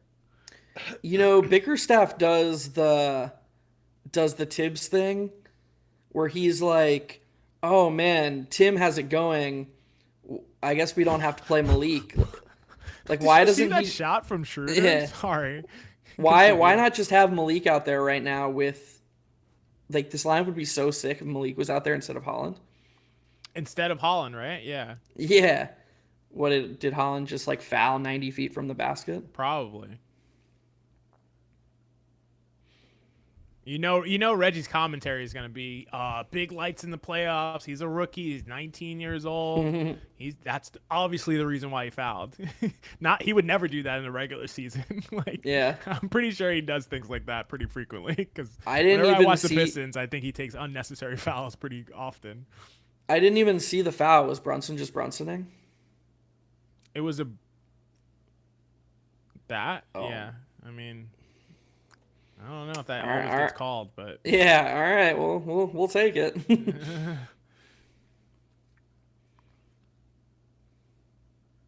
What are they chanting? I can't tell. I don't know. Did you see that they were chanting "F you, Draymond" last night, and Kerr got in his feelings? No, I didn't see that. Steve Kerr was like, "Won't you think of the children?" And then, and a bailout foul by Bridges on a spin to nowhere. Ron Holland was not going to do anything on that move. But they were defending exactly like Kevin. Like Kevin wants them to. That was a really good defensive possession of just purely ignoring Holland. Yeah. And Cade was in no man's land, and he had two choices: shoot over a double team or kick it out to Holland, and he chose the former. Cade, man, diagnosing and adjusting. I like it. Damn, that's nice. That's really nice form from Holland, though. That was smooth. I think he shot like 75% from free throw line this year. B-ball Paul. You're gonna do the thing where you just say everyone's nickname when they get on the court. I'm a big B-ball Paul guy. Are you? No. I don't think anybody's ever said that. But listen, when he shot well last season, you could. What a flop by B-ball Paul for no reason, trying to flop on Karl Anthony Towns. Whoa! As Towns cooks him. Yeah, I think I would go to that matchup if they're gonna keep it. Towns just cooked them so easily. I would definitely go to that matchup. Oh man. And Cade doesn't want three. He's attacking the basket. basket. What is Cade doing? I don't know. He had a wide open three, and instead he let OG recover. Yep, exactly. There's Bridges. Jesus. Whoa, that looked like a Josh Hart shot where it like spins off the bottom of the front of the rim. This is looking like a mucky game again. I don't know really what is. is this happening. Is ugly. And Paul Reed can't even get off the ball. This is incredible defense by the Knicks. Oh, was he inbounds? That was one of the worst possessions I've seen in a while from the Pistons. And look at Schroeder chewing out Paul Reed right on the court. They need to get Malik Beasley. I don't understand why they does Bickerstaff think this is like 1992? He's like, we got one shooter and that's enough. Why do Tim and okay? Oh wow, he's actually playing them together. There we go. Yeah, Ron Holland played a lot of minutes, I'll say. And a steal by Josh Hart. It looked like it hit off his foot, but they let him play. Yeah, Kevin says we're actually playing good D right now. They're definitely playing good defense. Good pass by Hart. You can tell OG liked it. Three. OG did the little backpedal thing. You can tell he liked it. Jesus, PJ Tucker. What a funny guy. Yeah, the refs don't really know what to call. They've been and they call it offensive foul on the push off from Tim Hardaway Jr. I think that was the right call. I think they called it on the moving screen. Oh, is that what it was? I thought it was a But push up on Tim Hardaway. no, I think it was a moving screen. But this is my point. Like, they just didn't call it on the other end. There's just no consistency right now. Yeah, see, that's bad. Oh, okay. Brunson just falls. Like, Cade wasn't moving at all there. They just these are the worst ref games when they just don't know what to call. That's an automatic catch for Bridges. You let him get within 8 feet. He's always gonna make that shot. So the Knicks settle down, take back the lead, 50-47. 3 minutes and 42 seconds left in the second quarter. Not only do they take back the lead, but it definitely felt like they took back the momentum. They kind of settled things down. They're playing their game, and they're playing, Geoff, really good defense. What do you think about the Knicks defense in this second quarter after they went down a few points and called timeout, came back out with the same lineup, no changes, no adjustments to the rotation, and their defense has been excellent since then? Yeah, their defensive strategy, really, really good. Just basically, I mean, if Asar Thompson or Ron Holland is going to play all the time, you're just kind of playing into the Knicks' hands to have good strategy in terms of making it tougher on guys like Hardaway, guys like Beasley, and especially guys like who are doing the creating and Schroeder and Cade Cunningham. So, yeah, I think their defense and their overall strategy has been really good. 810 says if they win this game, live every playoff game until a loss. Oh man, we're on the hook for this, Geoff. We're gonna have to go live every single game. You don't know what you did, XJ. What do you mean? You don't know what you started. You've started a chain of events. You're like Oppenheimer. You started a chain of events that you you started a chain of events that you don't know what. Here's the thing. As Amatari says, I agree with him. Please do that. We might have to consider it at this point. A lot of bickering going on in this game between the teams. Brunson's dad just following the point with. Man, why does Cade not shoot any of these open threes? He wants to get to the basket. Here's what I'll say about that, and actually it was going to go into this point. What you mentioned about either Asar or Holland on the court, when either of those guys are on the court, Cade wants to get to the short mid-range or all the way to the rim because he's trying to get opportunities for offensive rebounds. As Asar fouls Jalen Brunson again. So their strategy is sort of like the Knicks' classic get to the short mid-range and have, Isaiah Hartenstein and Mitchell Robinson get. Yeah, I don't know about that one, dude. That's another awful call. Holy shit. I don't know the Knicks have gotten such a good whistle this half. This is crazy. What the hell was that? That's terrible, man. So I think strategically, I think Cade does want to get closer to the basket. He wants to get short mid-range shots, and he wants to get his guys in position for offensive rebounds. But at that same time, I think he's costing them by not just taking those threes. And we were giving him credit for taking what the defense is giving, but with that Jalen Brunson hedge, he should be attacking that with off the dribble 3-point shots, and he's not doing it. Yeah. Well, that's a really nice comment by Amatari. We appreciate that. Amatari says, I mean, you and Shaq's NBA are the people who really deep dive into Knicks content like this for real. Really appreciate you. Yes, Shaq's NBA is goated, absolutely, and he's been on a rampage of late. Follow him on Twitter if you don't, and definitely means a lot. You shouting us out in that way. Appreciate that. Yeah. You would know this better than me. Aren't threes offensive rebounded more than short mid-range shots? I don't think that's true. That's a clear foul that was not called, but OG finishes it anyway. 54-49 Knicks with 2 minutes and 50 seconds left in the game. They've taken back control of this game for sure. The Pistons look out of sorts. Really nice close to the half. And now Cade has Bridges on him, but Towns with excellent help making that much more difficult, and that's going to be an offensive foul. Smart positioning by Beasley. That's what Brunson would have done to him. So, Geoff, I wonder if Shax would come on the pod, as Amatari says. We should have him on if he's down. Yeah, I think he would. Seems like it. Dude, what is Brunson talking about? Are they challenging?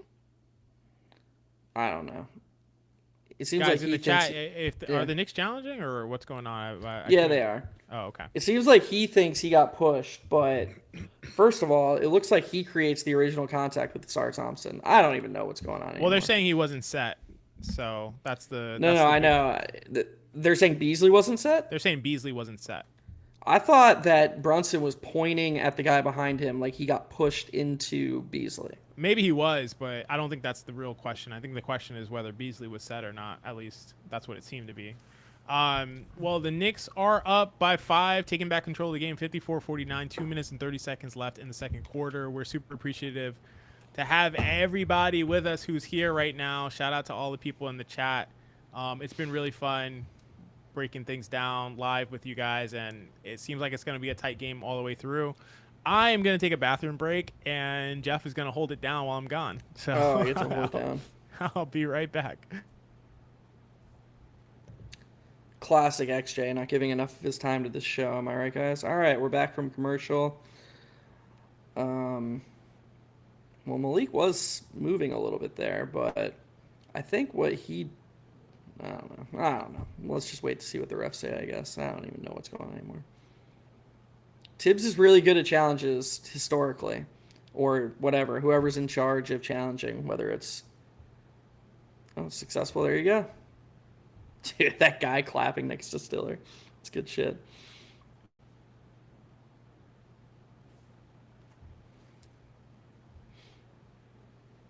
All right, so it's 2 more points probably for the Knicks.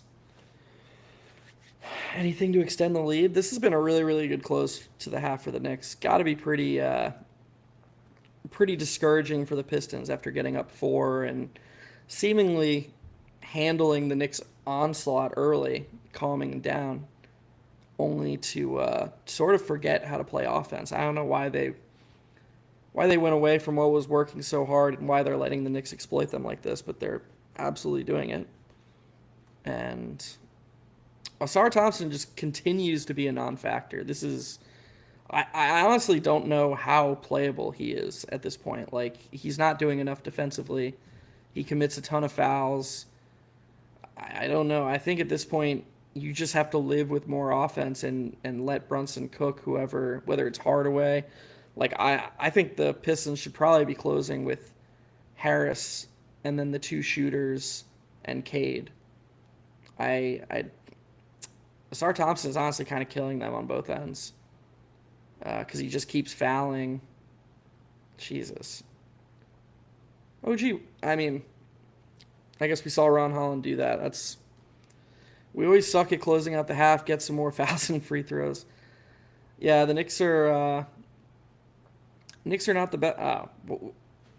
I never understand why NBA players complain about that stuff. You're holding his arm. Like, what did I miss? You missed OG Anunoby clearly hold Asar Thompson's arm, and then Asar missed another free throw. And then complain about the foul call after a clear foul was called a foul. I don't get these NBA players, man. Yeah, Asar's not gonna make. He's gonna make 1 of 2 at best anyway. So maybe he's lucky if he makes 1. He does. He made 1. Shout out to the Jaguars who just traded for the 2nd overall pick. I live in Jacksonville, for those of you who don't know. So we'll see. I think they might be taking Travis Hunter. Shout out to the Browns for getting a haul. Yeah, the Browns got a 2026 first for that. That's insane. Yeah. How did they negotiate that and sign that? As OG hits a corner 3 over Cade. I think the Pistons might now be in some trouble. The Knicks have kind of figured it out on both ends. Oh yeah, the Pistons seem to be fading fast, and then Cade throws a pass to a guy who wasn't expecting it. As Beasley shoots short again. Beasley literally forgot how to shoot. Insane pass from Towns that makes its way to OG somehow. The Pistons are going to need to close with some fervor here to stay in the game, I believe. Yeah, Geoff, how Asar is playing, I almost wouldn't play him. I don't know what he's doing. I don't even know if it's worth having him on the court. I might just play Tim Hardaway. No, As I'm just as they make I, the as they make the change right now, they pull I'm Asar Thompson for Tim Hardaway Jr. I'm just laughing because when you were and gone, and Mikal Bridges with the steal. Wow. when you were gone, XJ, I said the same thing. When I was gone, you said what? Take Asar Thompson out. I said literally word for word that I don't think Asar is playable. He does not seem playable right now. Shout out John. I root for the Dolphins, which is really random. I realize, but even though I'm from the Bronx, but it's all right. I'm a Broncos fan. Damn. Wow, the Pistons are an absolute mess, and the Knicks are locking them up right now. This is incredible. Knicks are driving Oh, kick. Great oh, swing to Bridges, who cashes it. What is this Knicks basketball? What is this Knicks basketball, and where has this been for 82 or 84 games? This is incredible. those quick swing passes, keeping the advantage. That's the type of Celtics ball we're talking about. Absolutely. That's exactly what we're talking about with the Celtics. It's a big shot from Malik Beasley. Can't let it A get too far out necessary of him. shot from Malik Beasley, I would argue. I think they were getting Yeah. blown out of the game. Jesus, barely crossed half court. This is an incredible run by this Knicks unit. Ooh, nice crossover from Brunson and an easy floater for him. Loves that floater going left off the glass. Man, that was from 45-41 down. So was that a 25-8 run to close the half? They are locking up Cade now, and they don't even get a shot off. Knicks up 66-53 at halftime. Poured it on in the last 3 minutes of the second half. That's been incredible. Thank you all for being with us. Jeff, you look like you're going somewhere. Yeah, I'm just gonna take a bathroom break real quick. Take a little halftime bathroom break. Appreciate everybody for being with us here. The chat has been awesome, and the Knicks have been awesome. The Knicks are looking really good. The Knicks are playing strong. They've impressed me most on the defensive end, and what they just did offensively with the ball movement, the quick swing pass, hitting open threes. This is how we expect these Knicks to play, and it's incredible that they've somehow woken up and pulled out this type of basketball at this point in the season with I wouldn't say they're back against the wall. That's a little dramatic, but I do think that we're sort of feeling the pressure, and they've lived up to it so far. Again, shout out to all of you guys in the chat who have been here from the beginning, who have been popping in and out. I know the draft is on right now. John asks if I like Tua and McDaniels as a Dolphins fan. I'll say this: I like Tua. I like Josh. I like Josh. I like McDaniel, Mike McDaniel. My problem is that I would have never signed Tua just because I just don't think he can stay healthy, and so it's just too much risk at that position. And even though I think he's a really good quarterback when he's healthy, he just doesn't stay healthy enough. So it's not going to work for me. Let's see what's going on in the chat. I low-key I feel like it'd be dope to be a streamer and then just like chill and just hang out with everybody in the chat. That's kind of what I like. So I'm going to just be here during halftime, if you guys are watching the NFL draft, you could do that, or you can hang out here, but we'll be back, and then we'll be here all the way through at the end of the game. And we'll do a post-game kind of recap and analysis, and yeah, it'll be all good. So what is going on with the draft? Who just got picked right now? I got to Google it. NFL draft live board. Let's see.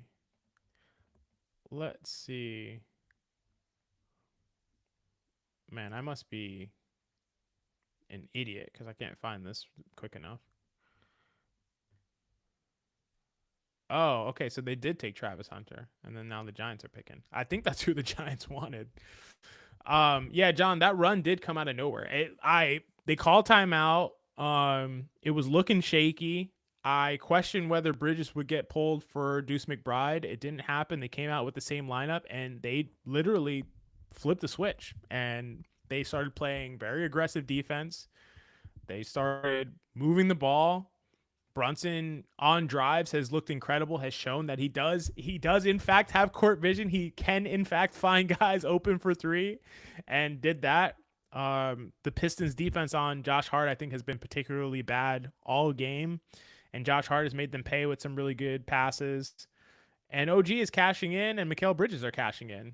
And I just think they're thoroughly outplaying the Pistons and showing that when they kind of put it together, as we saw with that 21-0 run, this recent run to end the half, when they put it all together, they are on a different level than this Detroit team. And so I really like how they're guarding Cade. I think they're doing an excellent job guarding Cade, and his decision-making hasn't been great. It's almost like they've recognized that Cade is just refusing to shoot open threes off the dribble. And they're just like, okay, well, if you're not going to do that, you're going to come into the teeth of the defense, and we're going to show, but we're not going to be too aggressive with him. And he doesn't seem to really know how to handle that. So I think he just has to shoot those pull-up threes if they want to have a chance. And at this point in time, being down 13, I expect that adjustment to come after halftime for the Pistons. But otherwise, I don't really think there's much they can do with how the Knicks are playing.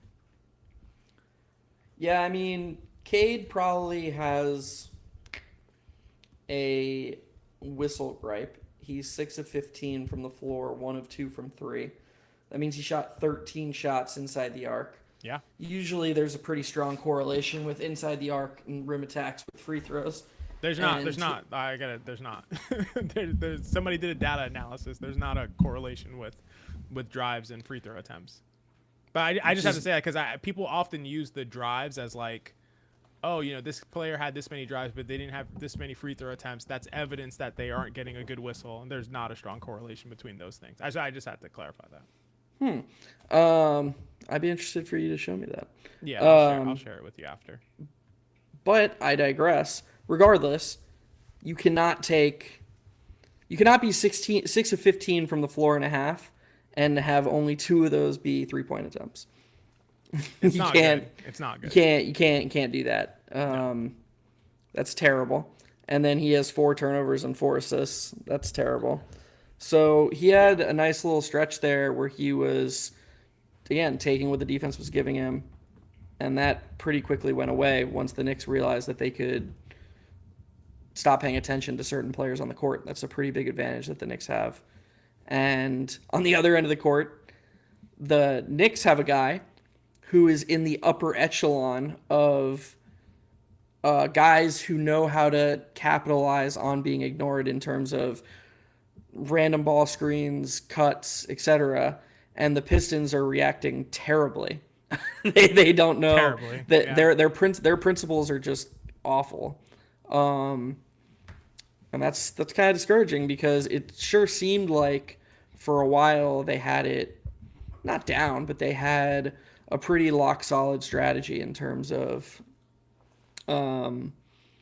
how to properly ignore Hart.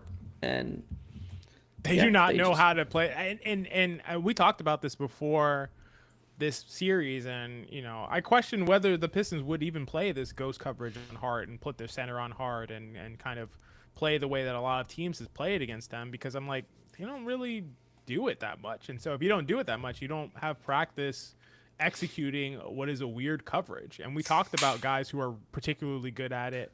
Al Horford, Luke Cornett, surprisingly, 2 guys that are on the same team that the Knicks would have to face in the next round. But there are some guys who aren't that good at it. And listen, Jalen Duren does not look like he knows what he's doing. He seems to be playing up on Hart when he shouldn't be, leaving Hart alone when he shouldn't be, and the Hart has taken advantage of it. So I don't think it's really playing well for them. Joel says, we're just hitting shots, but defense is great. Still don't want Tibbs after the season, and an offense that prioritizes ball movement, way more pick and roll, pick and pops, cuts, and Brunson off ball. You hit all the points for sure, and I think we're actually seeing a glimpse, at least in that last 3 minutes of the half, of what this team could look like if they played that way. If they played the way that they just played offensively and defensively, for that matter, in the last 3 minutes of the half, this would be a dominant team that we would be talking about in the same breath as the Celtics and the Cavs. but they don't play that way very often. So yeah, I just think that's a great point, shouting out all the things that they need to do that they did do, and for some reason they don't always do. Yeah, absolutely. And the funny thing is like XJ and I seem to be gluttons for punishment because we kind of put ourselves in position where we say things that can be easily misinterpreted or open for criticism because they're just not very likely to happen. So, like, we've been on an island all season saying that the Knicks actually have a title contending roster if they play a certain way. And the way people hear that is, oh my God, you think this team can win a championship? LOL. Like, and then they don't actually listen to what we're saying. But I do still maintain, and XJ does as well, that if this team plays the right way, they can contend with just about anyone. They can make it tough for Boston next round. And you sort of saw a glimpse into what that could look like at the end of that half. But they need to, not only do they need to string it together for quarters, halves, games, they also need to expand the ways that they optimize their approach and optimize their strategy. It's not just about shooting more threes. It's not just more about ball movement. It's combining all these things. It's infusing plays that incentivize these things. It's defending with the same strategies or the counter strategy that you're trying to use offensively. So, for example, if on offense you understand the value of threes, then on defense, you should understand that the goal is to not allow open threes to good shooters. So, having OG Anunoby double Asar Thompson and leave Tim Hardaway Jr. is completely nonsensical and has nothing there's no correlation with the offensive strategy. Yeah. So that's why when you hear people say like, oh, well, you know Tom Thibodeau likes threes, it's like, okay, but look at what is happening on the court and look at clearly what their priorities are. And I would say that they need to show that they've evolved past their priorities being protect the rim at all costs, including wide open threes, including if a guy's taking only a semi-contested mid-range shot. And on the other side of the ball, value three-point shooting more than rim pressure. These would be signs that they've actually evolved, not good 3-minute stretches against, a team that they're again supposed to beat. Great monologue, if you will. I totally agree with that. Kevin says, I liked how they played faster, got more physical, focused on Towns getting up more volume, allowed other people to take the ball up, and just overall bodies were moving. I think, again, these are great comments, by the way. Yeah. We really appreciate you guys being here. These comments are like literally on point because, we didn't even mention, but the tempo was noticeably improved at various points when they were playing better. And I think that is just, I don't know, man. It's so... Jeff, it's tough because we always get on here and we talk about, how the Knicks are playing and what they should do and how to maximize this team. And we've talked about it all season since they acquired Karl-Anthony Towns. And it's like, these things seem pretty straightforward in terms of how you can optimize this team and the talent that they have and how these pieces fit together. And it's been like hitting our head against a brick wall with like talking about the same kinds of things and the frustration of not seeing it happen. When you see it happen, it's like this team can dominate anyone if they play this way, like, or at least play with anyone if they play this way. So I don't know, man. It's tough to watch where they do this and don't. They do this sometimes and don't other times, and we'll see how they come out in the half, but. They should definitely be able to finish this one out unless they somehow in the fourth quarter go to complete isolation ball, slow the tempo down, start playing, to not lose, looking to not have turnovers and all of those other things that they do, and then lose on variance from 3-point shots. Otherwise, they should be able to cruise to victory in this game. So actually, one of my closest friend, Ryan, shout out, big Pacers fan, probably the biggest fan of an individual fan base, his sports team that I've ever met in my entire life. Wow, that's I mean that intense. Very, very, very, very confidently. Wow. He said that he didn't believe you about the correlation between drives, and so he fact checked and confirmed that you were right. He sent me the study. So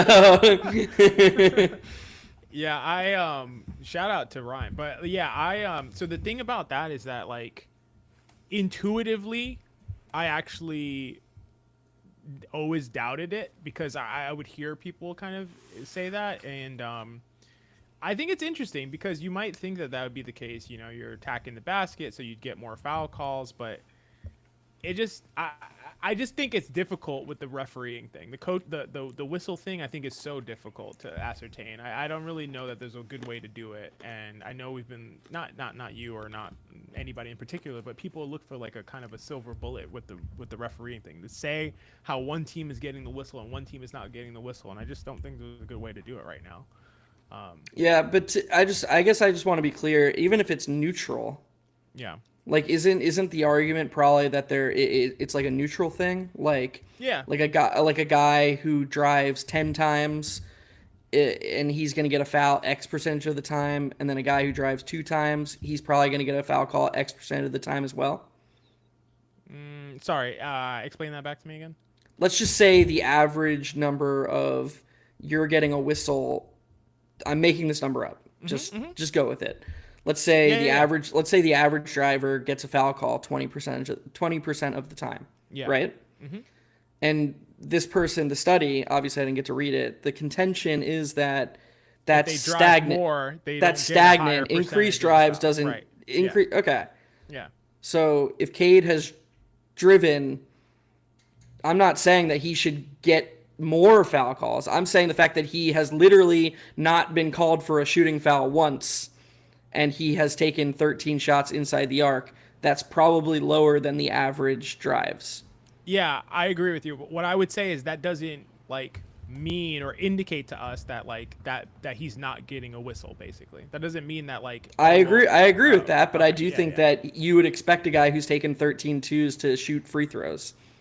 Yeah, potentially. I mean, yeah, I like it just depends on how he's playing, and how he's playing right now is basically looking for the short mid-range shot. He's not getting all the way to the rim, and unfortunately for him, I think he's just passing up on on the best play that's available to him. But yeah, I agree with you. I think if he was being aggressive and driving to the basket and attacking the hoop, I also think it's difficult because it depends on coverages, right? So if he's getting double teamed versus if the coverage continues to be one-on-one, I could imagine a correlation there. Like if it's just single coverage and drives to the rim with space or something like that, maybe you get fouled more often because you're harder to stop. I could imagine that being a real correlation, but there's too many variables, I think, to like for it to mount that.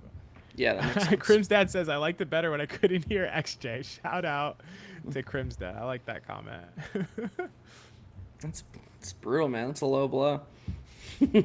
That's my guy. Where are we now? When is this game coming back? It's about to come back now.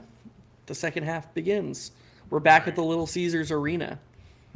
You know, I've been to that arena. Nice. I think I've only ever been to MSG. Blanking on Brooklyn's arena. I know what it's called. I'm just blanking on it right now. And then Amway. Barclays. Yeah, Barclays Center. The Clays. And then is that what they call it? Yeah, it's brutal. And then Amway, the Magic one. That's funny. Yeah, those are the ones I've been to too. I actually saw LeBron's first game in Orlando as a member of the Heat. He scored 51. That's crazy. He scored 50. Crazy. He scored 51 on like 80% shooting. He made his first 9 shots. All right. Game on. Knicks up 66-53 to start the second half as Karl-Anthony Towns shoots a UFO. Probably the most discouraging opening possession could be. Just nothing. Just everything they did well at the other end of the half. They're like, nah, we're good. So I want to see what the Pistons' approach is going to be. Oh, nice ball movement. That was nice by Asar. That was really nice by Asar. Yeah. You know, Asar just definitely has to attack quickly and then move the ball quickly. Like, yep. He's got to do what he does well. Options. Yeah. And we should get in. Jesus. The Knicks should get into their offense earlier than. OG with a post up. That's a tough shot. That's not an ideal possession. Very, very brutal possessions for the Knicks out of the gate. And there's Cade listening to our advice, taking what they're giving shooting him, threes. but he misses that one. See, that's Towns gets downhill, straight line drive to the rim as he does. man, he really does make it tough. It's funny because he's like a bigger Brunson in terms of like he just throws his body into the defender. He hooks a little bit. He's tough. Yeah. OG with the ball to now. Okay, now they have Cade going downhill into Towns, and he finishes a tough floater, man. That's a hard shot. Yeah, that's tough. But they'll take that every time. If they can get OG off of him, they'll take that. It just feels like, and I don't know if I think you'll agree with me on this. It just feels like the Knicks are having a much easier time creating good, solid shots than the Pistons are. I totally agree. At least, yeah. At least through 26 minutes of the game. So let's see what happens when Bridges is floating pass. It's not a good pass by Cade. That's a really good pass by Asar, though. That was a very good pass by Asar Thompson as the Knicks call timeout. 68. The Thompson twins, XJ. The fact that they're this good at connective passing already is insane. You're totally right, because the feel at that point, being in your second year, and the feel and the processing to be able to make those passes really quickly is a really good sign for their long-term trajectory. Just the way they see the court, the processing, but specifically like on the short roll and in those weird spaces in the paint when the Pistons don't have a stretch big. So it's a little clogged, and they have to manipulate guys. They have to make like extra reads. It's really impressive the way both of them are able to make passes like that. I mean, that was really, really nice, quick decision from him. I totally agree with you. I mean, look, if you're a Knicks fan in this timeout, Tibbs has to be losing his mind. He has to be like, guys, you played the last 7 minutes of the first half. You absolutely dominated this team. This is the same team. Just go out there and do what you were doing. Like, why did they so quickly? I mean, actually, their first two possessions out of the gate were do nothing and have Towns take a contested 20-footer, and then do nothing and have OG take a contested 15-footer over the Pistons' best defender. Those are such bad possessions, dude. They were just. I don't get what they were doing. I don't understand. Tony says this game is making me want Hardaway Jr. just so we could trade his ass third time. Yeah, he's cashing out, man. I did not expect, to be honest, I just didn't expect him to make that shot just on pure, just he's made too many. Like, I just don't think he's not going to go 10 for 10. Yeah, but you don't believe in that. No, I do, honestly. I just don't think, like, I don't think each shot is, like, independent, you know? I don't think it's like, well, this shot's isolated shot, so it doesn't matter if I went 15 for 50 and I'm getting that. I think it affects people on a psychological level. Like, you haven't missed. At some point, you haven't missed.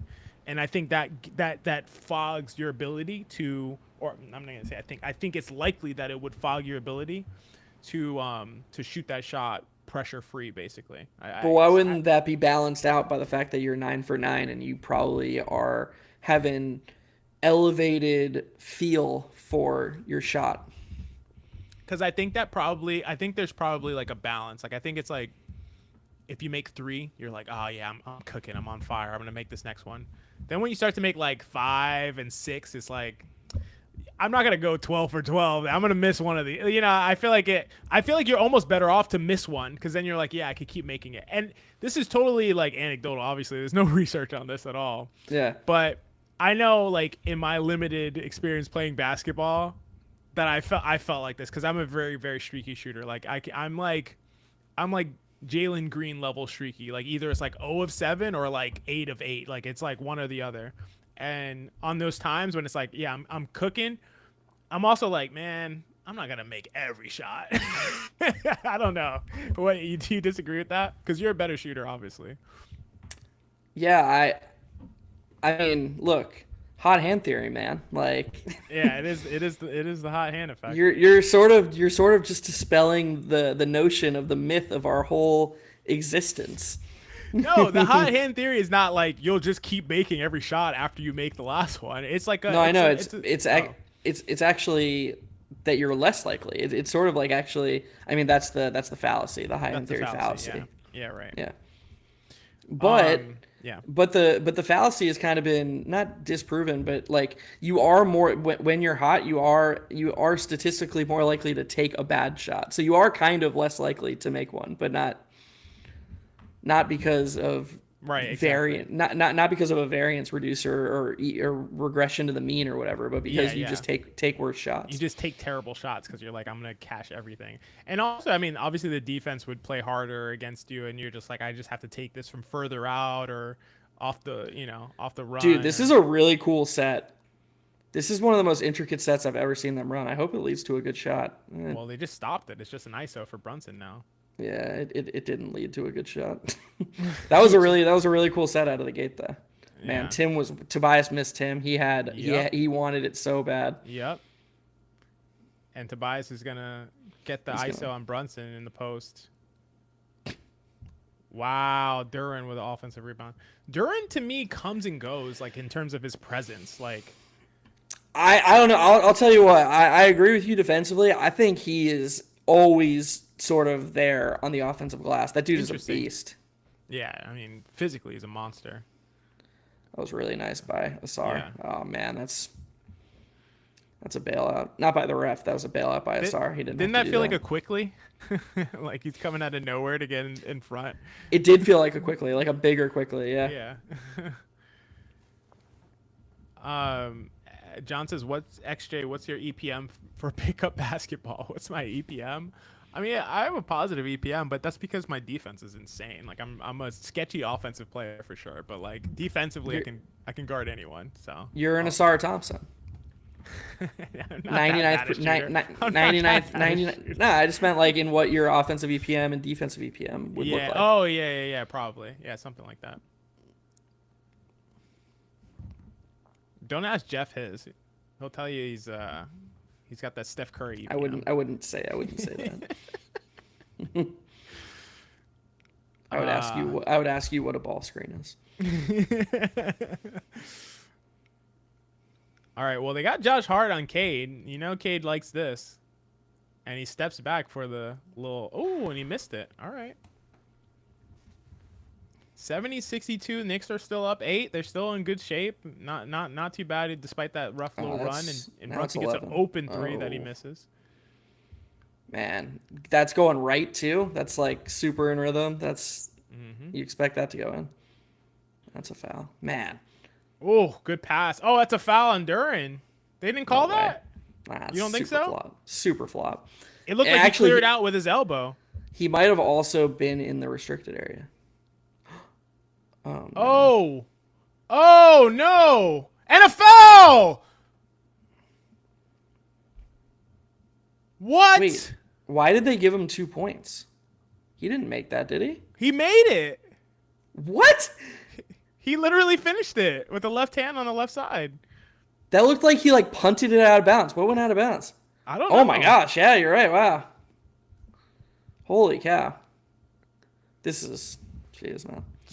What? Have you noticed? Yeah. Actually, you know how I'm like the Tibbs whisperer? I just have like this feel for all these weird Tibbsisms that he does. Have you noticed that his big thing is when the Knicks get off to a really slow start in the third quarter, he just plays the starting lineup longer? He's like, oh God, this lineup doesn't have it right now. They got to play the whole third. That's like his favorite thing to do. It's so funny to me. They got to work through it. Yeah. He's like, oh God, things are getting tight. It's like, why are things getting tight? This lineup isn't playing well. He's like, nah, they got it. They'll figure it out. How do you explain where they just went on that crazy blitz to end the second half with great defense and great offense, and then they come out playing like this? Their first 2 possessions were terrible, like you said. Their offense has been bad, and then their defense has been bad. Why? Why are they so inconsistent? I don't have a good explanation. And travel, he switched his pivot foot.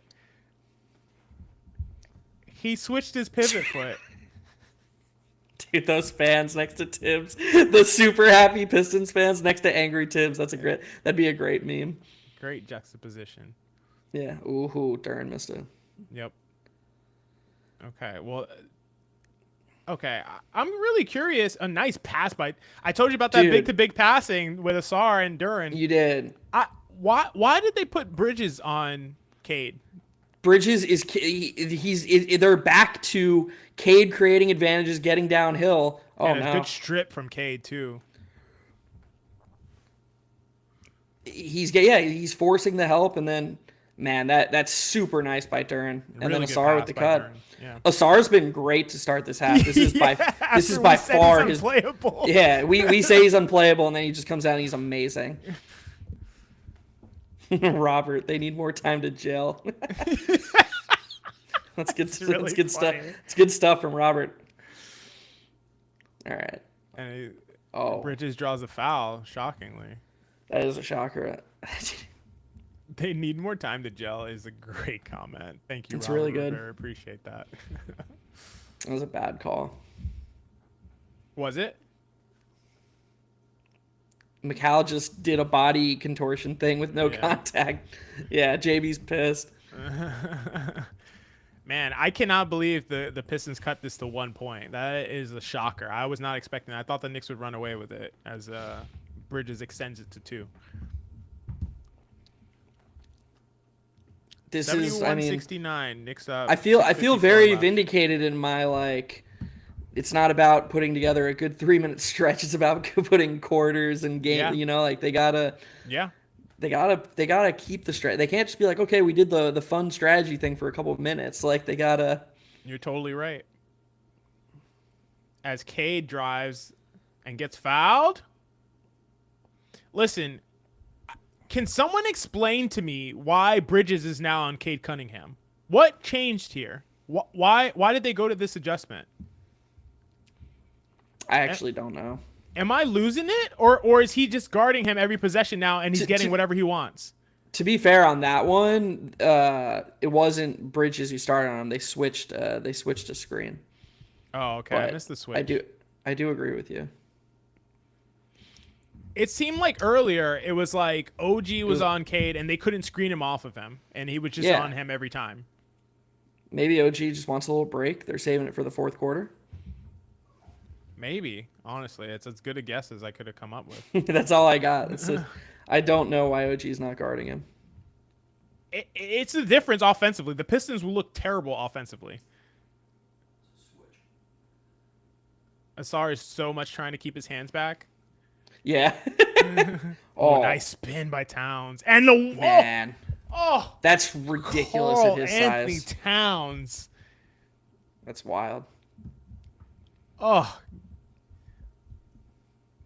With the pussycat move. That's crazy. Yeah, that's crazy wild. talent, man. I don't know what Duran's talking about. He clearly like these players, man. Nave says, "Is it me or has Cat stopped shooting threes?" Yeah, where was that aggression early in the game that he had? I think he still only has like 6 or 7 threes after having 5 in the first quarter. It's crazy. Yeah. It's like they forgot like the whole game plan coming in. It was like, all right, we did it. We did it. Back to how we want to play. It's insane, man. You know what it's like? It's like the first half against the Thunder game where it was like, they're crushing it. They're doing everything. They're pushing the tempo. You know, they're getting early post ups for their wings, and they're like, all right, we're done here, right? We're good. We did it for a half. Uh-oh. So OG's back on Cade and denying, as he should be. The Knicks are racking up the unnecessary fouls. That's another foul on Towns. Yeah. Is that 3 or 4? I think it's 3. That's fine. Dude, the crazy thing you see when you're at these games is like how hard they work and how fast they run up and down the court. Like these guys are in such monster shape. It's ridiculous. So Bridges back on Cade. That was almost a heart play, but Asar for some reason didn't immediately dunk it when he got the ball. Yeah, I don't know what he was doing. Yeah. OG. Yikes. Jeez. Yeah, for real. All right, so Bridges back on Cade again. He gives it up for some reason, but Tim must have, in his head, known he was 6 for 6. Yeah, I swear he knew.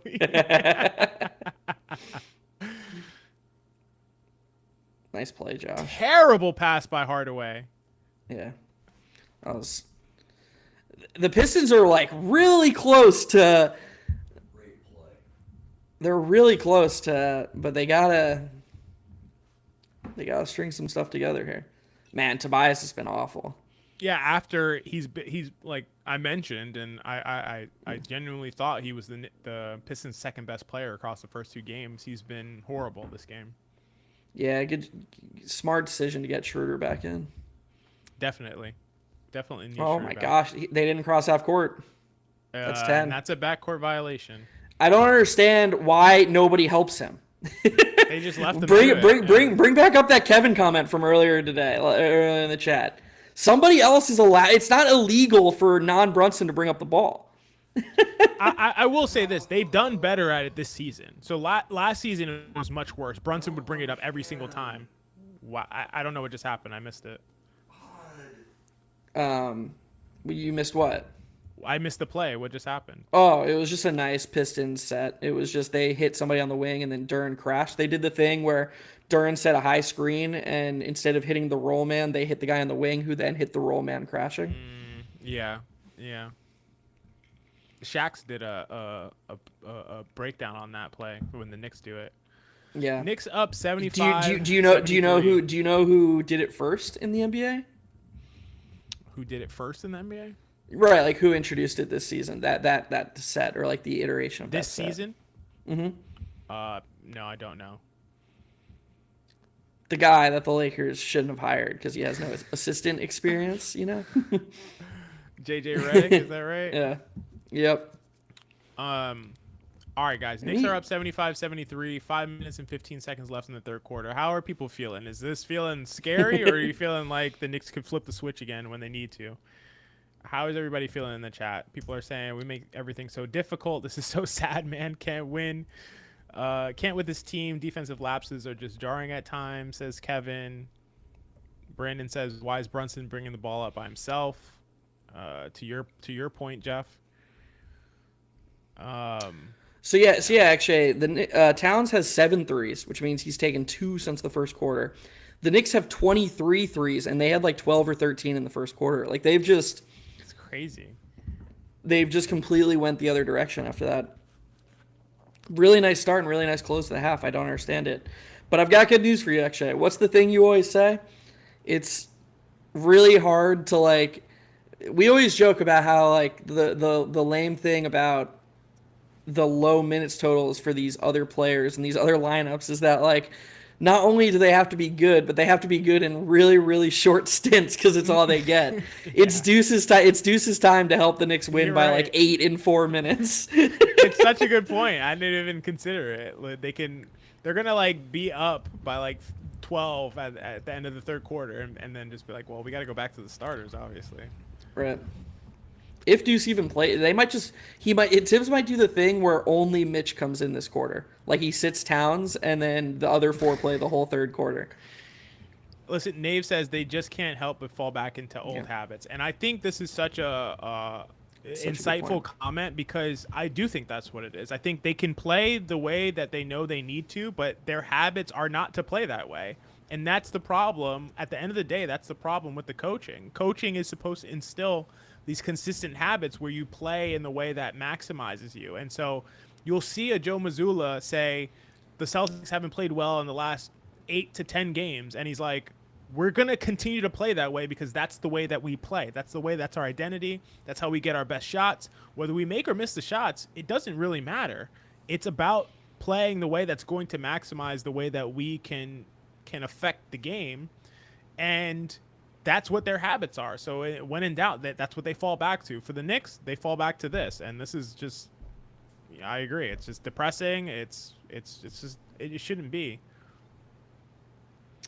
It's such a good point because, like, it just reinforces the idea that if you only do one thing throughout the season, only play one style mainly, it's the most human nature thing to fall back to that. That's just what when things get tough, when the pressure's on, it's another version of When Tibbs is feeling the most pressure, he's going to go to the lineups that he's most comfortable with. Yep. Well, that's what players do too.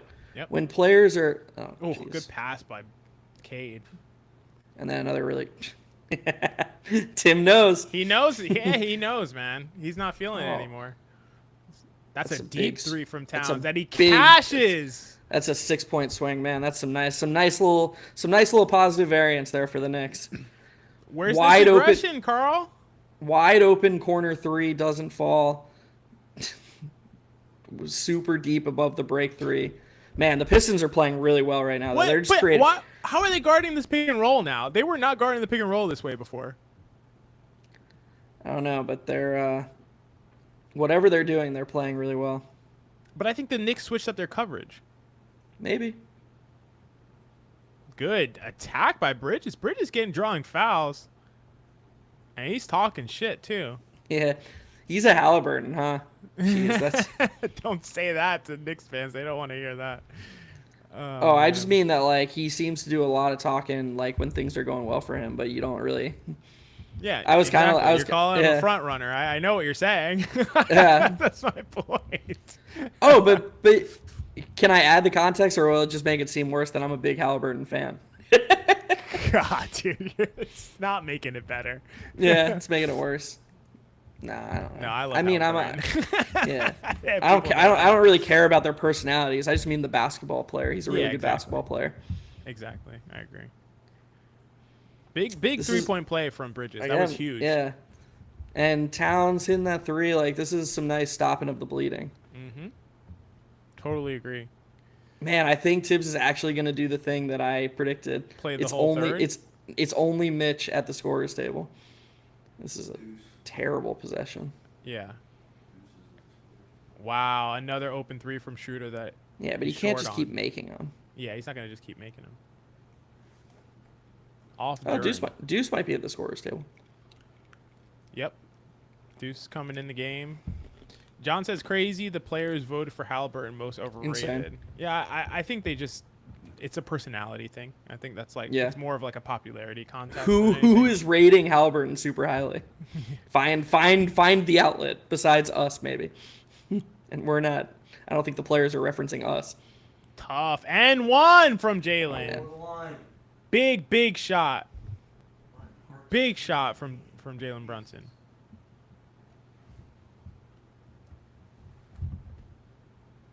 That's a huge shot. Yeah. That's his bag. That's his sweet spot. He got to his spot and cashed it.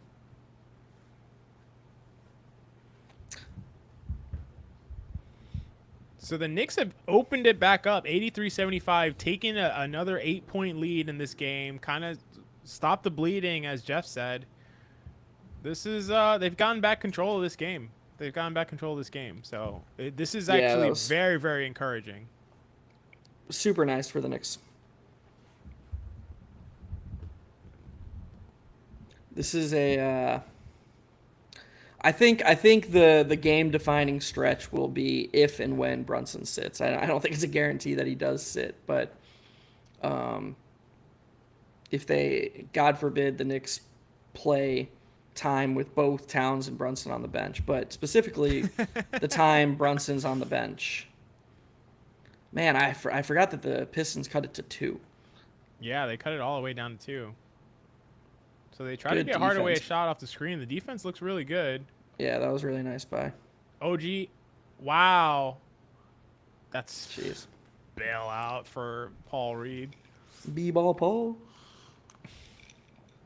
I mean, Cade might play the whole second half too. I don't know if Cade can sit. I don't know what they do without him. Tony gives a shout out to whoever's in the background watching the game. I think that's on your end there, Geoff. Yeah, it's my dad. Shout out to Jeff's dad. Who was excited about that jump that Brunson midi. Hell yeah.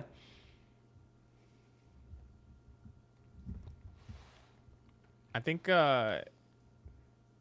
might have to make an appearance on the pod. I don't know. All right. 84-76. Knicks in good shape right now. Oh, jeez. Man, Schroeder's playing good defense on Brunson. Yeah, he's been hounding. And that's the thing is like if you can actually trust Schroeder, that's a nice promoji. If you can trust Schroeder on Brunson, honestly, there's just no reason to force some of these non-shooters into the game. Like Yep. you can, Unnecessary foul by Deuce right yeah, there. just a bad foul by Deuce. I think Beasley did have Schroeder open on the wing, but there was no way he was going to make that pass. Yeah.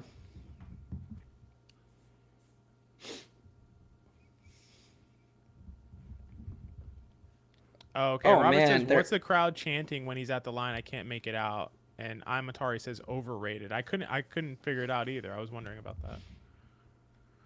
Oh, you're listening to the game, actually? I have it on very, very low, Interesting. just in case there's something to hear. But also, I can't hear anyway, so maybe it's not worth it. Search NBA players in the U.S. right now. Tim Hardaway Jr. tops the list over Jalen Brunson and Cade Cunningham. Do you think he's like being searched a lot because casual fans are like, "Who is he?" Or like, "What's?" Yeah. I don't even like. Everybody should know who Tim Hardaway Jr. is. He's a really good player, but that's just I don't know. He's played good this game. Yeah, and especially in the state of Michigan, right? Tim Hardaway Jr., Michigan legend.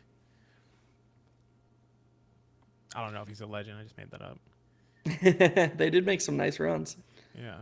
Why did Deuce not shoot? Why did Deuce not shoot that off the catch? The thing is that like he does all these nice things for your team on defense and when he's not on the ball. But if he's gonna be this indecisive, like he has to also make the shots sometimes. Yeah, he's a little timid, I think. Yeah, for sure. That's a foul. Wow, they made Beasley drive. That's a nice and a tough rebound from Reed. Nice pass from Schroeder. And man, Malik Beasley cannot shoot the basketball. The Knicks are dodging some bullets right now. Yeah, that was a dodge for sure. The Knicks are dodging some bullets. Kevin is on Holland like a hound. Holland is in. Let's go. Let's just play off his shot. Kevin's like, whenever you put Ron Holland in, I'm on top of it. We're good. Yeah. John says he got into a debate with his cousin at Easter about white being better than brown. Yeah, white's better than brown. Yeah, white's better than brown. Your cousin's wrong. That's a pretty simple one, I'd say.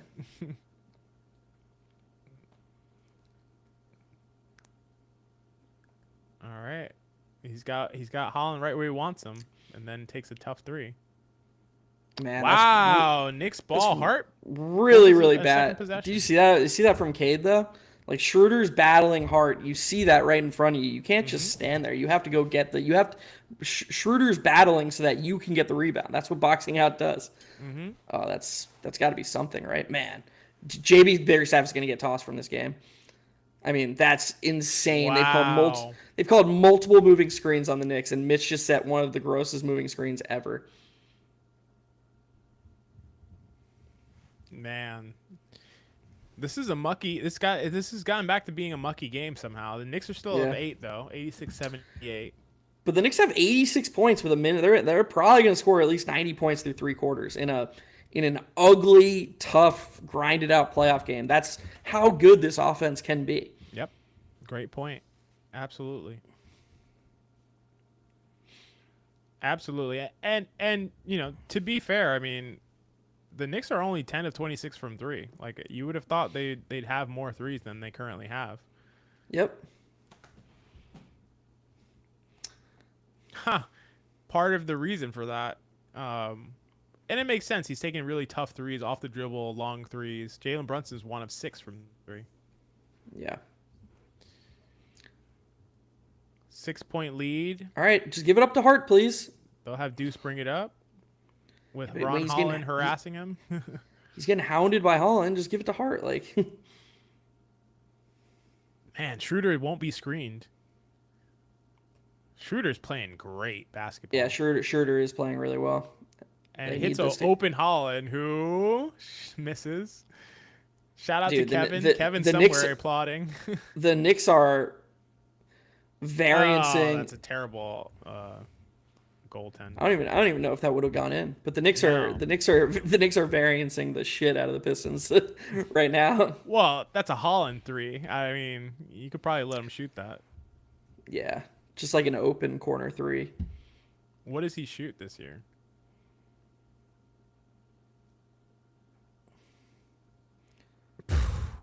Jeez. Man, he just got the Jimmy Butler injury. That was nice. He's all right, but he's 19. That's the difference. Is he 19 or is he 20? How old is this guy? Holland, I think he's 20. Being 19 would be crazy. Because he played a year in the G League or whatever, right? He is 19. Holy cow, man. Yes, he did play a year in the G League. 19 years old, 9 months, and 17 days.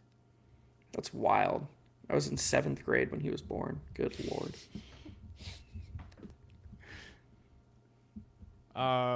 Amatari says offense has not been as good as it should be. Man, come on. I mean, I agree that they have a lot of points, but it doesn't feel like they're maximizing to the best of their ability. It feels like they're doing it in spurts, is what I would say. So, and sometimes they're just like peak offense, everything's humming, ball movement, getting to the open 3, and then other times it's very mucky and sloppy, like what we're seeing right now with Deuce just dribbling for no reason at the top. What I would say, slight minor pushback, because I don't think it's super reasonable to expect like maximization just throughout a whole game. I think games usually work this way, even for the best teams. You have stretches, it's just not unreasonable. I just don't think that teams are always having optimal possessions. But what I will say to go along with your point, in my opinion, is that what we're not seeing. Man. Deuce with a 3. Nice curl back to the ball. What we're not seeing, in my opinion, is too much stuff where you're like, oh, this is the type of thing that's going to help them compete against Boston. Like, I think a lot of what they're doing right now is just exploiting like a weaker team and a weaker defense. I would argue that really the only stretch of the game that the Knicks have played in this game where they have 91 points through almost 3 quarters, where you were like, that's the team, is that stretch to end the first half. Yeah, for sure. The rest of the game has mostly just been like, yeah, they're the more talented team. Like the good stretches. The good stretches of the rest of the game has just been them mostly leveraging their superior talent, in my opinion, at least. I agree, and I think it's a little interesting. Like the Knicks currently are 8 of 19 from above the break threes for 42%. That's an incredible percentage to shoot from above the break. Yeah. And most of that is Karl Anthony Towns, I think. Of course. Just kind of getting to his shot. But something else that's interesting is they're 3 of 13 from mid-range so far. It's pretty much, in my opinion, an inverse of what we've come to expect from this team in terms of their mid-range attempts, what they shoot from the mid-range versus what they shoot from 3. So I do think that's promising. While I agree with you that we haven't really seen some things that we think that they would be able to show against a team with an elite defense like Boston, especially for what the Knicks are trying to do, we have seen some very promising signs. Wow, and Hart hits a banker off the offensive rebound to end the third quarter. 93-83 Knicks with a 10-point lead in a commanding position over the Detroit Pistons going into the fourth quarter. That is not bad. That is not bad, folks. Definitely got it off. Yeah, after the Pistons cut it to 2. Yeah. Big surprise that they were able to calm the storm, or whatever you want to say, when a certain thing happened. They were able to calm the storm. Man, Malik Beasley has been brutal. He's been so bad. Jeez. He's been so bad. It's pretty funny. I guess, I mean, they just the margin for the margin for error isn't as wide for them, and they need to have a game where they're able to put it together like all their guys. Like the fact that they're having these games where, one game Malik Beasley goes nuts, and then tonight it's Tim Hardaway Jr. who goes nuts. Dennis Schroeder seems to be pretty consistent, but not super high volume. I do think that the talent disparity makes it so that they're going to need a higher percentage of their guys to come through for them, because especially when the Knicks are at least coming closer to playing closer to their current best, it's going to be really tough. Yeah, no, I totally agree. The thing is that if the Knicks are making their threes, and so the reason primarily that the Pistons have been very competitive in this series is the Knicks haven't shot a lot of threes, and the threes that they've shot they haven't made at a high rate. That is totally flipped tonight. The Knicks are shooting more threes. Like I mentioned, the above the break three stat, 8 of 19 from above the break, 3 of 8 from the corner. So while it's not crazy volume, quite frankly, like they should still take more. It is better volume and obviously a higher percentage. And so if the Knicks are going to shoot this well, the Pistons just don't have enough to beat them, in my opinion. Especially like you said, if all of their guys are not clicking, if they get the performance like they're getting from Malik Beasley, where they're like, okay, Hardaway's playing really well and Beasley's playing really poorly to kind of offset that, that's just not going to be sufficient to take down a much more talented team. Another very funny comment from Tony. The Knicks up 10 with the Pistons winning the rebounding battle. Great insight right there. It's crazy. It's like it's wild how that happens. Who would have thought? It's like the Mike McCarthy running in the second half quote that I told you about, XJ. But you tell the people about the quote. I'm gonna be right back. I'm gonna use the bathroom in my wife's home, so gotta say hi now. I'll be right back. So for those who don't know, when Mike McCarthy once said that teams who run the ball in the second half 20 or more times win like 95% of the time. So that was his goal. And he didn't really seem to understand that the reason teams that win that much when they run the ball that much is because they're already winning. So it's not like causation, it's just correlation. It's not like no matter what the game score is, if you just run the ball 20 times, you're increasing your chances to win.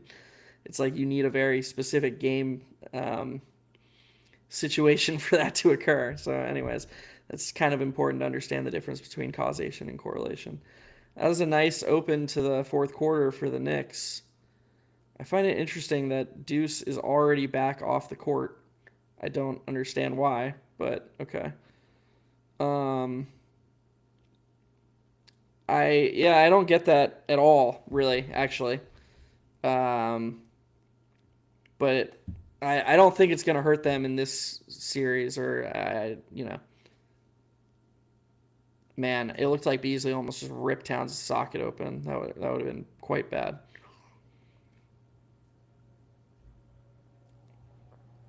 Okay, so Fallon Duran. I don't know about you guys. It really, really feels like a lot of the ticky-tack calls are going man, like that's wild that was just nothing. He clearly hits him on the way down. It really feels like the Knicks are getting a very, very friendly whistle in terms of both what's being called and what's not being called, because it doesn't appear to be much consistency. But another foul on Malik Beasley.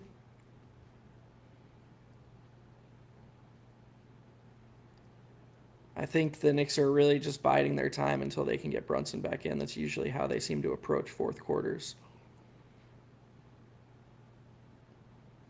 This is a pretty atrocious possession. Oh, another bailout. He clearly hacked him there, but are they going to give him shots too? They can't give him shots. He's not even... They can't give him shots. I mean, this is clearly a foul. It can't be. Yeah. What do we got? XJ, they already took Deuce out, so I guess he's just done for the day. Of course. 9 minutes, eh? What was that? Was that supposed to be a lob, or did he get deflected? I don't know. Ooh, Man, he's so smooth tough. sometimes. Yeah. It's crazy. It's so Hart and Brunson are both on the bench, Interesting. which is fine. But Deuce is like almost clearly a top 6 player on the Knicks. Almost he's- clearly. Do you Wow. think it's more? Do you think it's more definitive than that? Yeah, absolutely. Yeah, just bad. But as I said before, Cade just Why did he completely not missed. make that pass? He What is had that? Malik one pass away. That's so bad. You got to feel that double. I don't think it's gonna hurt them this series, but it's just not. It's just not. You're just not maximizing this team. That's all. I don't know how many different ways to say it. Yeah. No, I don't think it's gonna hurt them in this series. Again, it's a lot of uproar about losing one game. I still think they'll probably still win the series in 5. Yeah. As Beasley makes a tough shot. He can't make the easy ones, but he can make that tough floater on the inside. You got to be a little careful because you never know if that could get a guy going hitting a shot like that. Oh, man, Schroeder is everywhere. He might be their best player in this game, which is crazy to say. Man, that's a tough floater. His so momentum's like tough. going backwards. That's really crazy. Yeah. Oh, they're going double big now. Interesting choice to try to kind of survive the Brunson-less minutes. Yeah. Double big and Hart. Yeah, I like it.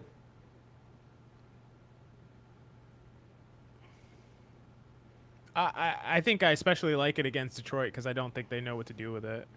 Yeah. All right. Let's see what Schroeder does with a ghost screen by Tobias.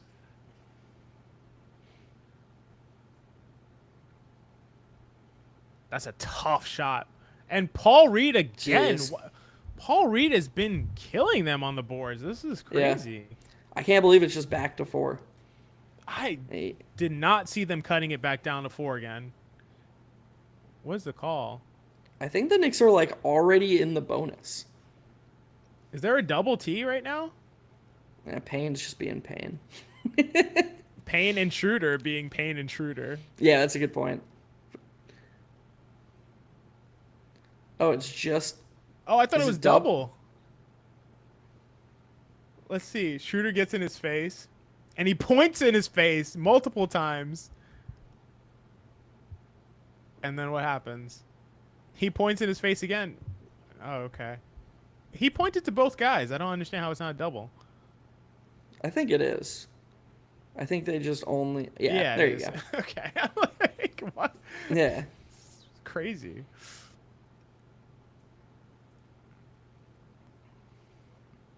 It's pretty good defense. Plenty of time by on the- Detroit. Oh, great cut by Hart. Oh, nice job. That's Mitch. that. They should just do that every time because that is like a pass to Mitchell Robinson at that point. Right. Really, really good cut by Hart too to Yeah. force the big to help him. Yeah, all right. Absolutely. Tobias Harris. What was that? What was that? He's been awful. Whoa. That's a tough shot going backwards. Man, Paul Reed's playing pretty well, actually. I mean, He is playing well. for what he's able to do. How do you Give it not give it back back to to him. Malik? Yeah. It took so long to give it Dude. back. Man, Reed is everywhere. Yeah. Beasley There's can't ju- shoot anymore, so. Yeah, it's wild. There's such a wide discrepancy between who's that's in. Oh, Brunson. There's such a wide discrepancy between who's playing well for Detroit and who isn't. Nice floater by Brunson, getting all the way to the basket. 99-91, Knicks back up by 8 with a little under 8 minutes left to go in the game.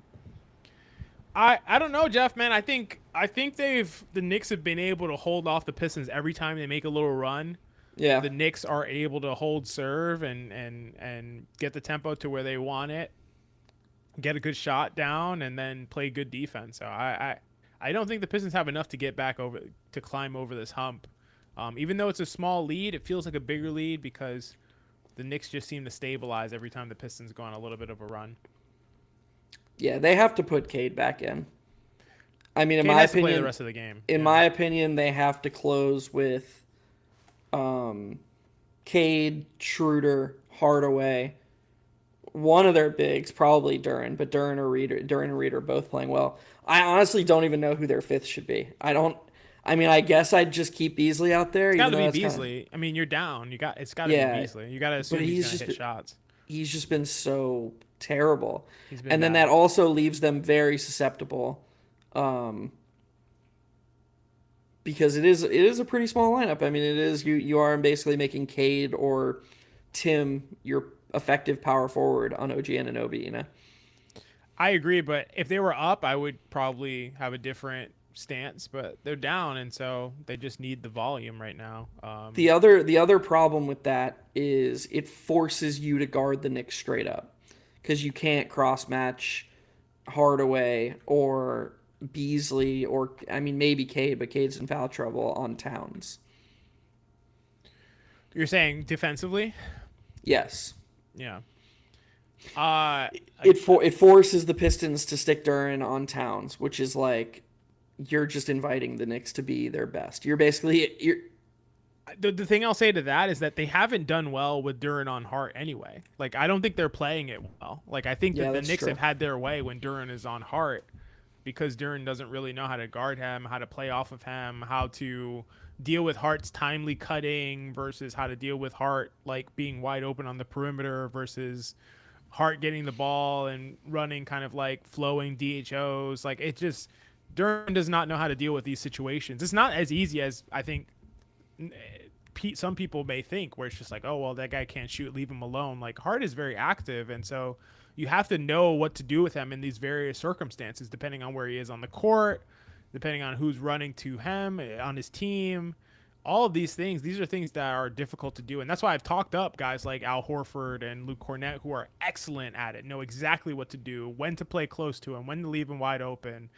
Yeah. They just do it extremely well, and Duren has not shown that to me. So personally, I don't see you're getting this huge advantage with your center on Hart right now in this game. And I just think they need to score more than they need to play defense. So that's my reasoning. But yeah, I think you could go either way. Yeah, that's fair. Well, I guess maybe the fifth should be Asar based on how he started the half. And you know the Knicks are going to go to Brunson ball. Yeah. So you stick Asar on Brunson and then pair Asar and Duren with Cade, Schroeder, and Tim. That's true. My one problem with that is that when Asar is on the court, you're basically banking on 2 points. You're having Cade attack the rim and get to the rim. You're having offensive rebounds and putbacks. So you're trying to score 2 points at a time when Asar is on the court. That is like that is like their strategy and intent when he's on.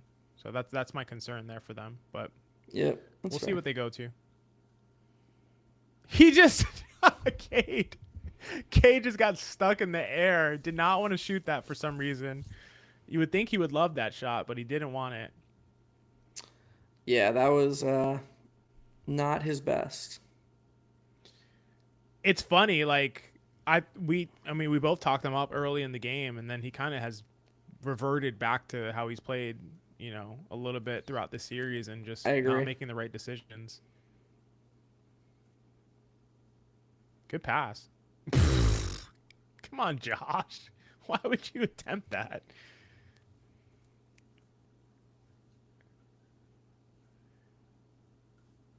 More arguments, more pushing and shoving there. Yeah.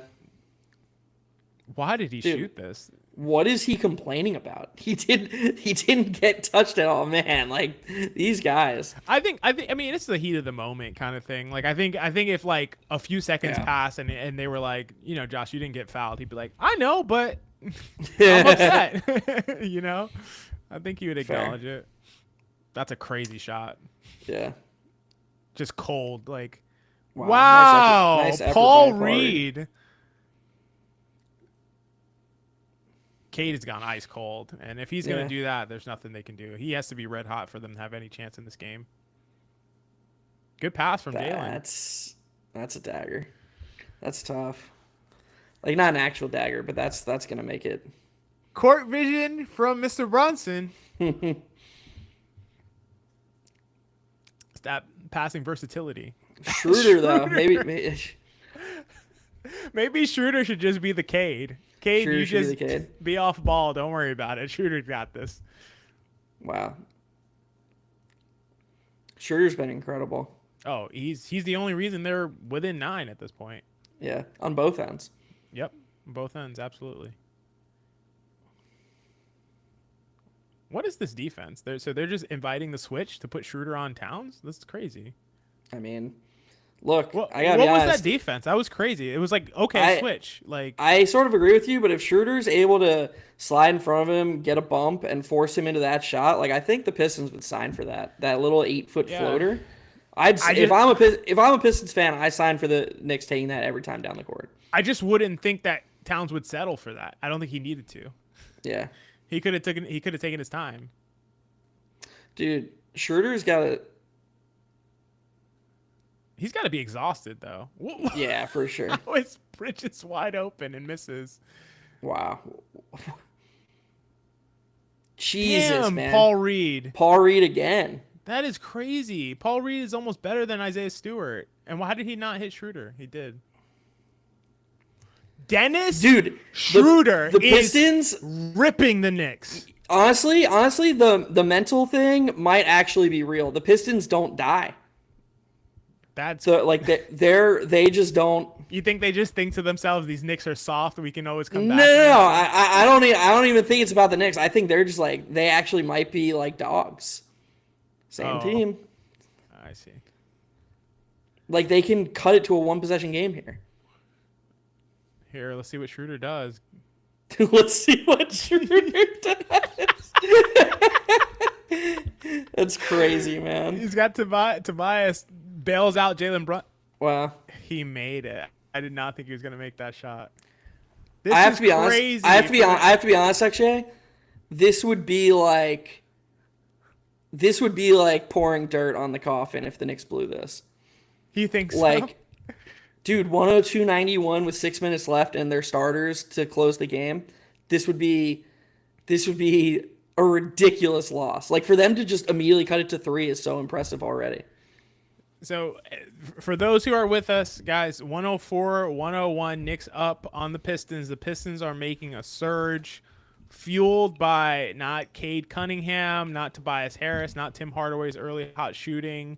A couple guys named Dennis Schroeder and Paul Reed are fueling this comeback for the Pistons, keeping them in the game. The Pistons have won this quarter, 18-11 so far. Less than 5 minutes left to go. This is a dogfight. There's no way around it. This is a dogfight, and we'll see what the Knicks have in this situation. But this has been incredibly, incredibly impressive, especially from Dennis Schroeder, especially from the Pistons, to be able to put on this kind of performance with Cade playing how he's played, which, again, I really believe has been subpar. I mean, he has 22 points and 9 assists. To go along with 3 steals. He also had 6 turnovers and 4 fouls. I don't think he's been great. And I came into this series saying there's no chance. The Pistons have a 0.000% chance to win this series if Cade Cunningham does not play at a superhuman level. He has not played at a superhuman level, and the Pistons have a chance to take a 2-1 lead in this series. So yeah, I just want to clarify for people who I want to really emphasize that point from XJ. Because what XJ is not saying that Cade's been bad. He's not saying even he's been mediocre. What he's saying is that for the Pistons to be tied 1-1 in this series, in a series that would be very reasonable to argue, they could be up 2-0 in this series. And now, with the Knicks playing probably their best game of the series, the Knicks are only up 104-101.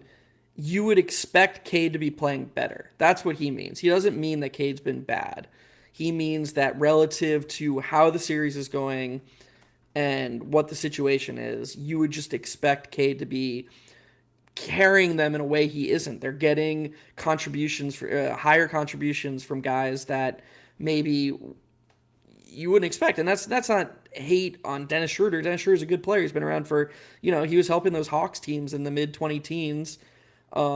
He's been around the block. He's helping the Lakers with LeBron after the year after they won a championship. We've seen him contribute, but it's just all relative to expectations. So, if you are in here and you're like, oh, I love Cade Cunningham and he's battling, like, Cade Cunningham's a great player. XJ and I, he both would say he's one of our favorite players to watch. This is all relative to the expectations and relative to what we're seeing in terms of the results. So let's get that context clear.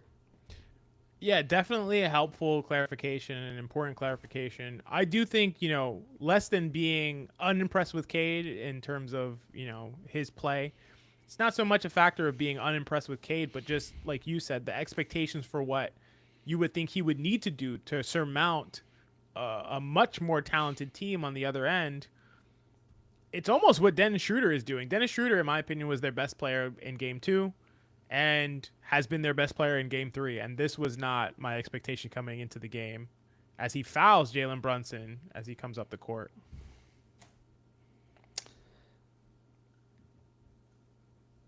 All right. Well, I do not know how many fouls they're up to right now. Do you know? I think they're now in the bonus. The Knicks are now in the bonus. Oh, wow. That'd be huge. I could be wrong, though. All right. So they have Brunson off ball. So they're running things through Towns with Tobias Harris on him. And they have help. So the pass to Josh Hart. It's kind of a dead possession. Jalen Brunson's going to have to make something. And he hits the 15-footer. That was another really, really tough defensive possession from Schroeder and the whole Pistons team. So good, yeah. I'm actually surprised that Hart didn't just nail a late shot clock three. He does that so much. He's due for one. I mean, he hit those all season long. What is due? What's due is Jalen Brunson in clutch time. The point total is within 5 points, under 5 minutes left, and we have the clutch player of the year on the court. We'll see what happens, but it is Jalen Brunson time. So Cade has Jalen, but gives up his dribble and gets it back. Doesn't have much time left. Where's OG? I thought OG would come. That's a tough shot. Cade, no, it's not going to do it. Yeah, they just ran an offensive possession like the Knicks do. Yeah, which the Knicks can get away with it with a 5-point lead, but when you're the Pistons, you need to stack up points. You need to run better offensive possessions. Man, did I call it? Defense. Oh, man, jump ball. Schroeder and Brunson. Hart almost did it. Hart almost did the thing that he does. That's when he shoots with the most confidence. Yeah, when he doesn't have to think about it. Yeah, exactly. Wait, why was that? Why was that a jump ball? That's what I was gonna say. Yeah, where's the jump ball? I don't understand. The Pistons just had the ball. No one had the ball, and then Duren had the ball. Yeah. Man, the Knicks catch a break on that specific play for sure. Absolute break for the Knicks on that play. But Duren gets the jump ball?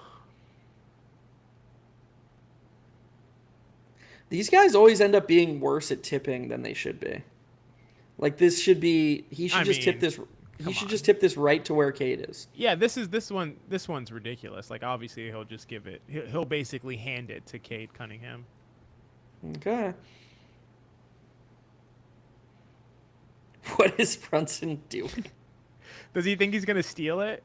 He's trying to do the arm thing. He's trying to do the Draymond thing. Another rule that doesn't apply to Draymond. Honestly, he should tip it to Tobias Harris, honestly, because... Right, he should just tip it between Cade and Harris. Yeah, exactly. Because, OG is looking to get a steal right now. Just throw the ball. Like, I hate when the refs do this.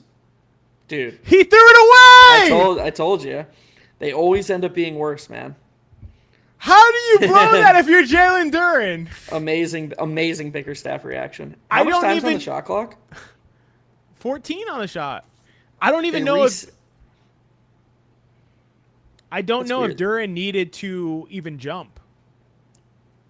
Towns is gonna go right. Man, that is a bonus possession. And then cashes it in.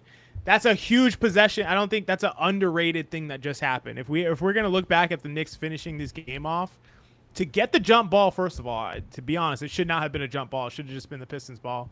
And then Duren to tip the ball out of bounds for no reason with the jump ball against Jalen Brunson that leads to an extra possession for the Knicks. Karl Anthony Towns hits the 2. That is the kind of thing that's a dagger. 108-101. Knicks up with 3 minutes left in the game. Yeah, that's a big break. Big break for the Knicks. They've been getting a lot of the Knicks and a they've big been shot getting a for lot of Karl those Anthony tonight. Towns. Yeah. Towns has played well today. It seemed to me clear that he would, or that they would try to get him going.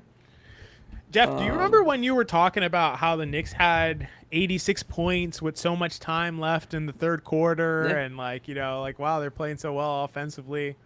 The Knicks now have 108 with 3 minutes left in the fourth quarter. Their point totals by quarter are 33, 33, 27, and 15 so far in this fourth quarter. Yeah, They have slowed it 93, down. 93 through 3, and they just completely went away from what the good things had looked like. It's very strange. But Very strange, but expected. Well, you told me what their fourth quarter net rating was earlier today, Jeff. So 25th in the NBA, which is crazy because they had the clutch player of the year. Who would have thought? Atari definitely need this win, man. They definitely need this win. You can't get to this point and not win this game. That would be I don't even know if you could recover mentally from that. I just don't even know what the Pistons are doing. This is terrible. This is a terrible possession. This is another awful possession. Good defense by Towns because Josh Hart kind of fell asleep on that cut. It's crazy that they even remotely got an advantage when Cade was isolated against OG. Like, the Knicks should have been playing 4-on-4 off the ball. Yep. Easily. Oh, my God. And a wide open 3 for Tim. Man, there's Duren on the boards again. Yeah, that's insane that Tim got that good a look. Yeah, completely insane. It actually led to the offensive rebound when on the scramble. 5 points, 2 minutes, and 20 seconds left to go. They are going to Brunson. And they're bringing Towns into the screen. Oh, that's gonna be offensive foul. You cannot at this point. It's not necessary. It is not necessary. You are in command of this game. There's no. You have to be super careful with Schroeder because he's gonna go flying. Exactly. It's like Dort, Brunson, Schroeder. Just don't screen those guys. Oh, that's a foul too. Oh, how did he finish that? I have no idea. He finished with the left hand. Dude, the Pistons are insane. Like, their ability to just lock in and be like, all right, we're going to make this a game again. Oh, I saw that too. Man, Schroeder is out of his mind, dude. Schroeder wants this so bad. He does. He is everywhere. This is incredible. Dude, Brunson is... Duren's going to get called for 3 seconds. And that was good defense. Good recovery from Schroeder. It was. I can't believe Brunson created that big of an advantage, and then... Oh, you just got to pull up, Cade. Yeah, he doesn't want to. He doesn't want to shoot it. He wants to. Oh! Cat with the defense. Oh my God. And Brunson's gonna finish that. Wow, that's a huge swing. Huge swing. The Knicks keep getting these. I don't know what. What is? Dude. He knows. Right. He knows he made too many, Jeff. Tim Hardaway Jr. knew he made too many. Man, and he was not going to keep making them. I was so ready to be like, are we even sure that the Knicks outplayed the Pistons in this game? Well, there goes Mr. Clutch. Back to a 7-point game. The Knicks got 9 seconds left to go. The Knicks got every single swing factor, every single one. Like, it does feel like that. It does feel like that for sure. Yeah, that's crazy. I I mean, the fact that the Pistons had the ball down 3. I don't know what Cade's doing. I don't know what his aversion. I don't know what his aversion to 3-pointers is. That's something he's gonna have to work on. Honestly, that was an atrocious piece of decision making from him. Listen, to have the ball down 3, dude, just give it to Schroeder. Just give it to Schroeder. If you're gonna try and attack OG and try to create a 2, like just give it to Schroeder. Listen, Jalen Brunson, 4 of 6 from the field in this fourth quarter, with 2 assists. He's been excellent. You know, I no turnovers. He's just been excellent in this fourth quarter down the line, and I do think that there is an aspect to this like clutch thing. I don't really think it's like a clutch gene kind of thing. I think it's an ability to take low variance shots and get to positions where you take low variance shots, and Brunson just does it consistently, and he's been excellent coming down the stretch despite Dennis Schroeder's best efforts to hound him defensively. And Cade Cunningham has not. Cade Cunningham has not been able to get to those low variance shots and making bad decisions with OG Anunoby on him. Despite, you know, he has his 7 points in this quarter. He hasn't been terrible, but he hasn't just been able to keep up. And so I think that's going to be the difference in the game coming down the stretch. Although the Pistons have been able to make their way back, I think this is it. I don't see them. Wow, it's a good play. Damn it, dude! This team, man, they don't know how. They don't say die. I'm actually. This is an interesting switch. I'm surprised the Pistons didn't go to this sooner. Cade's a really good defender. But it's the screening. It's the screening that's to worry about. Unless you're going to switch.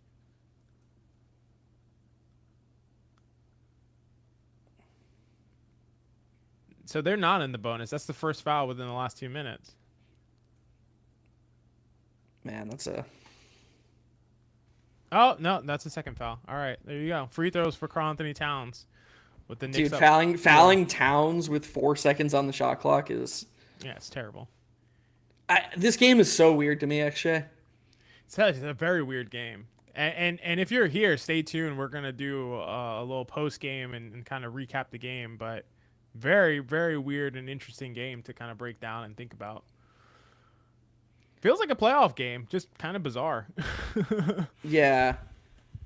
I guess. I don't know what to, you know how we think. We're always just such long-term macro thinkers. I don't know what the takeaway should be. Like, I don't find myself, man, I don't know. Like, I'm simultaneously, like, I thought the Pistons did a good job of hanging in there. It seems like they played their best basketball when the chips were down. But I still didn't really love their approach at all in this game. Yeah.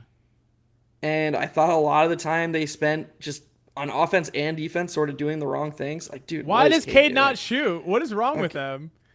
I mean, the Knicks will absolutely sign for that. Of course. He refuses to shoot threes. Yeah, I don't. Knicks up 4 with less than a shot clock left to go. They should just be giving the Pistons 2s. Yeah, it's like the Brunson situation where Brunson loves to take 2s when they're down by by a lot with a few seconds left. That's what Cade just did. I think Cade's just kind of performed as a worse Brunson. Ooh. Got that one to go.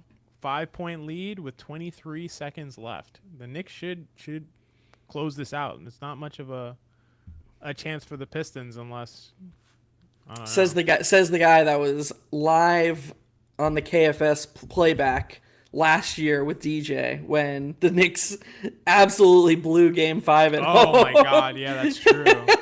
I forgot about that. Dude, I put it out of my memory. You and DJ's reaction was so funny to that. I was so miserable, and then Now Cade wants to shoot a 3. Yeah. Oh, that's off. That's off Mitch. I like the full court pressure from OG with 24 seconds left. Make him work hard to get it up the court, kill the clock. Very smart play, and especially because OG's not going to let him just blow past. Yeah. Which is the only risk. Dude. How do you let Beasley get an open Okay. shot? All right. All right. That'll do And it. that'll do it. Yeah. That'll do it. The Knicks are gonna win this game. They're gonna go up on this series 2-1. Man, this is a harder series than you would have projected coming into this playoffs. But yeah, the I Knicks thought are Kevin gonna go just. up I 2-1. think Kevin's comments sort of close out this. I mean, I agree. I do think the Knicks created a lot better shots. I think the Knicks' strategies and principal approach was better.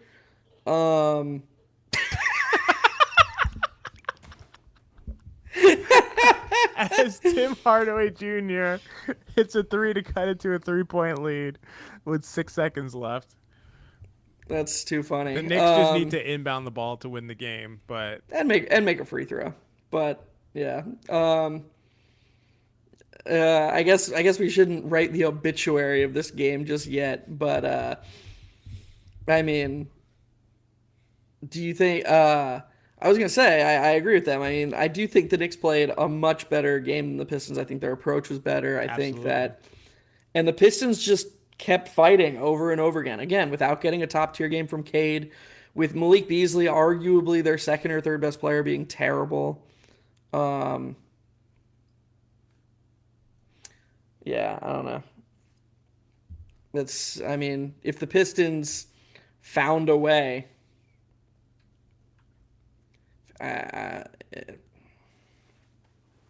What do you mean if the Pistons found a way to win this game? Right. Oh, you would never be able to recover mentally. Like, I mean, maybe you could. You'd just be like extremely mentally resilient, but like there's no way the Pistons should have won this game. The fact that they're within 3 points with 6 seconds is a huge accomplishment from them. Like, yeah, huge. This team and several times where it's like the Knicks are going to run away with this. This is done. You know, they took the Pistons' best shot and they just held on to the lead, and there's no way they're going to keep it up. And then they've come back every single time. It's been incredibly impressive for the Pistons, but the Knicks, you know, sticking to it, and it's been impressive for them too, taking the Pistons' best shot every single time, with all the chippiness, all the fouling, all the fighting, all the bickering. You know, Paul Reed playing well, Tim Hardaway Jr.'s burst, Dennis Schroeder being, dare I say, the best player on the court for stretches of this game. Dude, that was almost 100% a backcourt. 100%. I can't believe they didn't call that. How did they not call that? You can't go into the backcourt there? He caught it in the front court and then dribbled in the backcourt. Oh, did he? How did they not? I don't understand how they didn't call that. I didn't catch that. All right, well, naturally, my computer died with 3 seconds left that I was watching the game on. So that's hilarious. Can you tell me if they pay any attention to it and show a replay of it? They're not talking about it or showing. They're not talking about it at all. They're not even showing a replay. That's crazy. Oh, the Pistons bench is yelling. What they have their hands on their heads. JB Bickerstaff is pointing up, and Zach Zarba is explaining something to Bickerstaff. He's saying that I think he's saying that he didn't have possession of the ball. So now they're showing the replay, and Brunson. Oh, wait a second. So Brunson it looks like he might have put 2 hands on it. I thought so. I mean, Wow. I only saw it live. Like, I was reacting live. I think you caught it, Jeff, because it looks like he put 2 hands on it, but I can't really tell because he pulled his hands back. Okay, John said Breen explained why it was the right call. Can you tell us the explanation? Because I don't know. I cannot tell if Jalen Brunson put his hands on the ball. It was really hard to tell. But yeah, good spot by you. I definitely didn't notice it. And Bickerstaff was in an uproar. But regardless, the Knicks are going to win this game. They're now up 4 points with 3 seconds left. And it is going to be a wrap. Intentionally foul, or? What do you mean? I just could have sworn I saw Cade have the ball and then stop or something. They call timeout. Oh, yeah. I'm trying to look at the replay right now. Oh yeah, they called timeout after the missed free throw. Yeah. Let's see. Dude, it looked like he was like, I don't know. I'm trying to see it, but man, it is so hard to tell. Oh no, he let's see. He's got his right hand on the ball, left hand on. Man, that's tough. I think you're right. I think he caught it. But John says something with catching the ball and something with catching and establishing the ball first. But I think he caught it and then dropped it. It looked like that's what happened. I would want someone other than Breen to confirm. I'm sorry. I'm not gonna go off Breen's explanation of what a catch is and what is from the other angle. Let me see.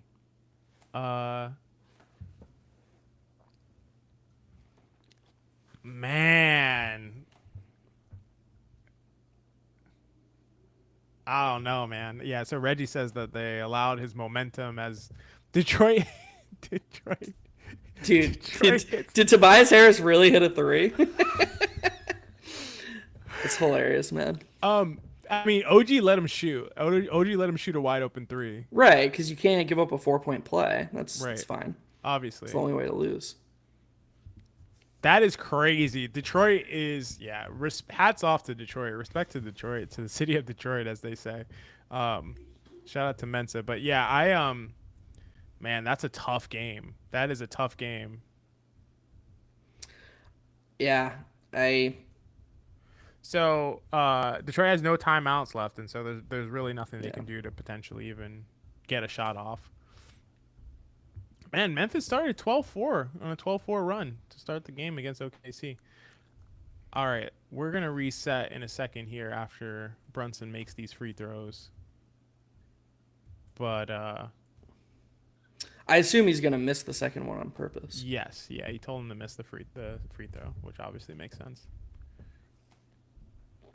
That does make sense. If he can put it off the rim, it's obviously it's a wrap. Yeah. All right, let's see. Brunson shoots it off the rim. Perfect missed free throw. What? No one touched it. This is crazy. What is going on? XJ, you would love my group chat with my dad. My dad is XJing. I thought your dad was there. He's not. Yeah, he is, but he's being quiet. He's like, okay. My mom is like having people over, so my dad came over to my place to watch the game in peace. But I have a group chat with my dad and some of my friends, and my dad is XJing very hard. Overtime at best. Knicks can't win this game. Oh, that's funny.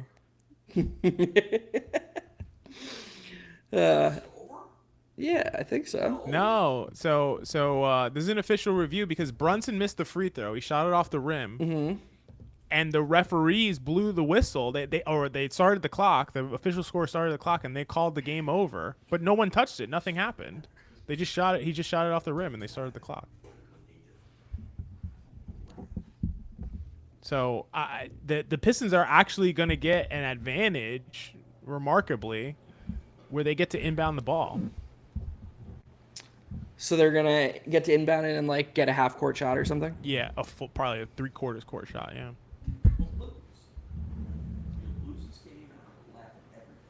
My dad says they're gonna lose this game and he's gonna laugh at everybody. Oh, if they lost this game, man, what? Give me something to do, Jeff. If they lost this game, I would. It could literally be anything. You just laugh. What do you mean? To the next. No, I mean like some kind of dare. Like should I streak through my neighborhood and live stream it? No, I would recommend not doing that as a newly married man. Let's find something else. Let's find something more reasonable. I'll bring my wife on stream if they lose. To complain. They're gonna do some crazy play. That's exactly what's going to happen here. And then they're gonna lose in overtime. They're gonna lose in overtime. I don't even think they could get a 2 in this situation. I think he's assuming a foul. Oh. Some sort of crazy foul. Oh, I guess that's possible. Yeah. It's This definitely is possible. gotta be honest, I didn't expect the laptop to die. All right, let's see what we got here. Yeah. And Mitch guarding the inbounder. All he has to do is deflect it and the clock runs. Yeah. Uh-huh. All I had to do was stop Grant Hill from throwing to Christian Lake. Yeah, no, I'll do it. All right. Why would you have Duran inbounding the ball? I have no idea. Dude, this Pistons team, man, they are the weirdest team. Like, this is what happens. But here's the thing. Actually, Biggerstaff is a Tibbs, so like maybe they're probably not being maximized either. No, that's the thing. It's like they're being maximized insofar as like they're ready to go, they're playing hard, they're very aggressive and physical, like they're into the game. But strategically, they are not being maximized. It's like they're trying to overcome. Why would you have Duran inbounding the ball in this situation? Why is Duran even at all involved in the play? Yeah, I didn't even get to I didn't even get to like because of how the play was. I didn't even get to see who the other four guys were. I hope, dude, Schroeder wasn't even one of them. He didn't have their fastest. What? I mean, it could have been a good pass because theoretically what you would want to do is like lead him exactly. Throw like a lead pass where it can bounce and he can just get it in stride. But yeah, Tony, that's a good comment. Maybe with the comment of the night, I can hear the pain and suffering in Papa Jeff's voice. I recognize that. Respect. I gotta take Tony. I have to take a screenshot of that and send it to my family group chat. You should definitely do that. Yeah. Somebody just commented, Dad, I can hear the pain and suffering in Papa Jeff's voice. I feel that. I recognize that. Oh, man. This is the craziest 0.5 seconds left ever. Like, this is incredible. And the ball goes to Brunson. The game's over. The Knicks win the game 118 to 116 after what feels like a lifetime. The Knicks get it done. They go up in the series 2-1 in one of the weirdest postseason games I can remember in a while. If you are just joining us, we did a full live watch along of the game. It was a ton of fun. We had tons of activity in the chat. Super big shout out to everybody who joined us in the chat for that. And all the comments, and it was just a great time. So thank you for that for our first time doing this. But now we're on to post game. There's so much to recap, so much to talk about. This is just a very weird game. So our takeaways, to be honest, may be different tomorrow than they are right now. Once we get some time to kind of digest and maybe watch some stuff back on the game. But Jeff, I'm going to put you on the spot and give it to you. What were your overall kind of takeaways from this game? What were your thoughts? How do you think it has, if it does, have any bearing on the rest of the series? What are you thinking, man, from that very bizarre Game 3 where the Knicks take down the Pistons on the road? I would say that, to me, this highlighted the full spectrum of this year's Knicks team. And maybe the full spectrum of this year's Pistons team, too. So let's start with the Knicks. The Knicks showed some very high highs, but also showed a propensity to revert to basically the team they've been all season.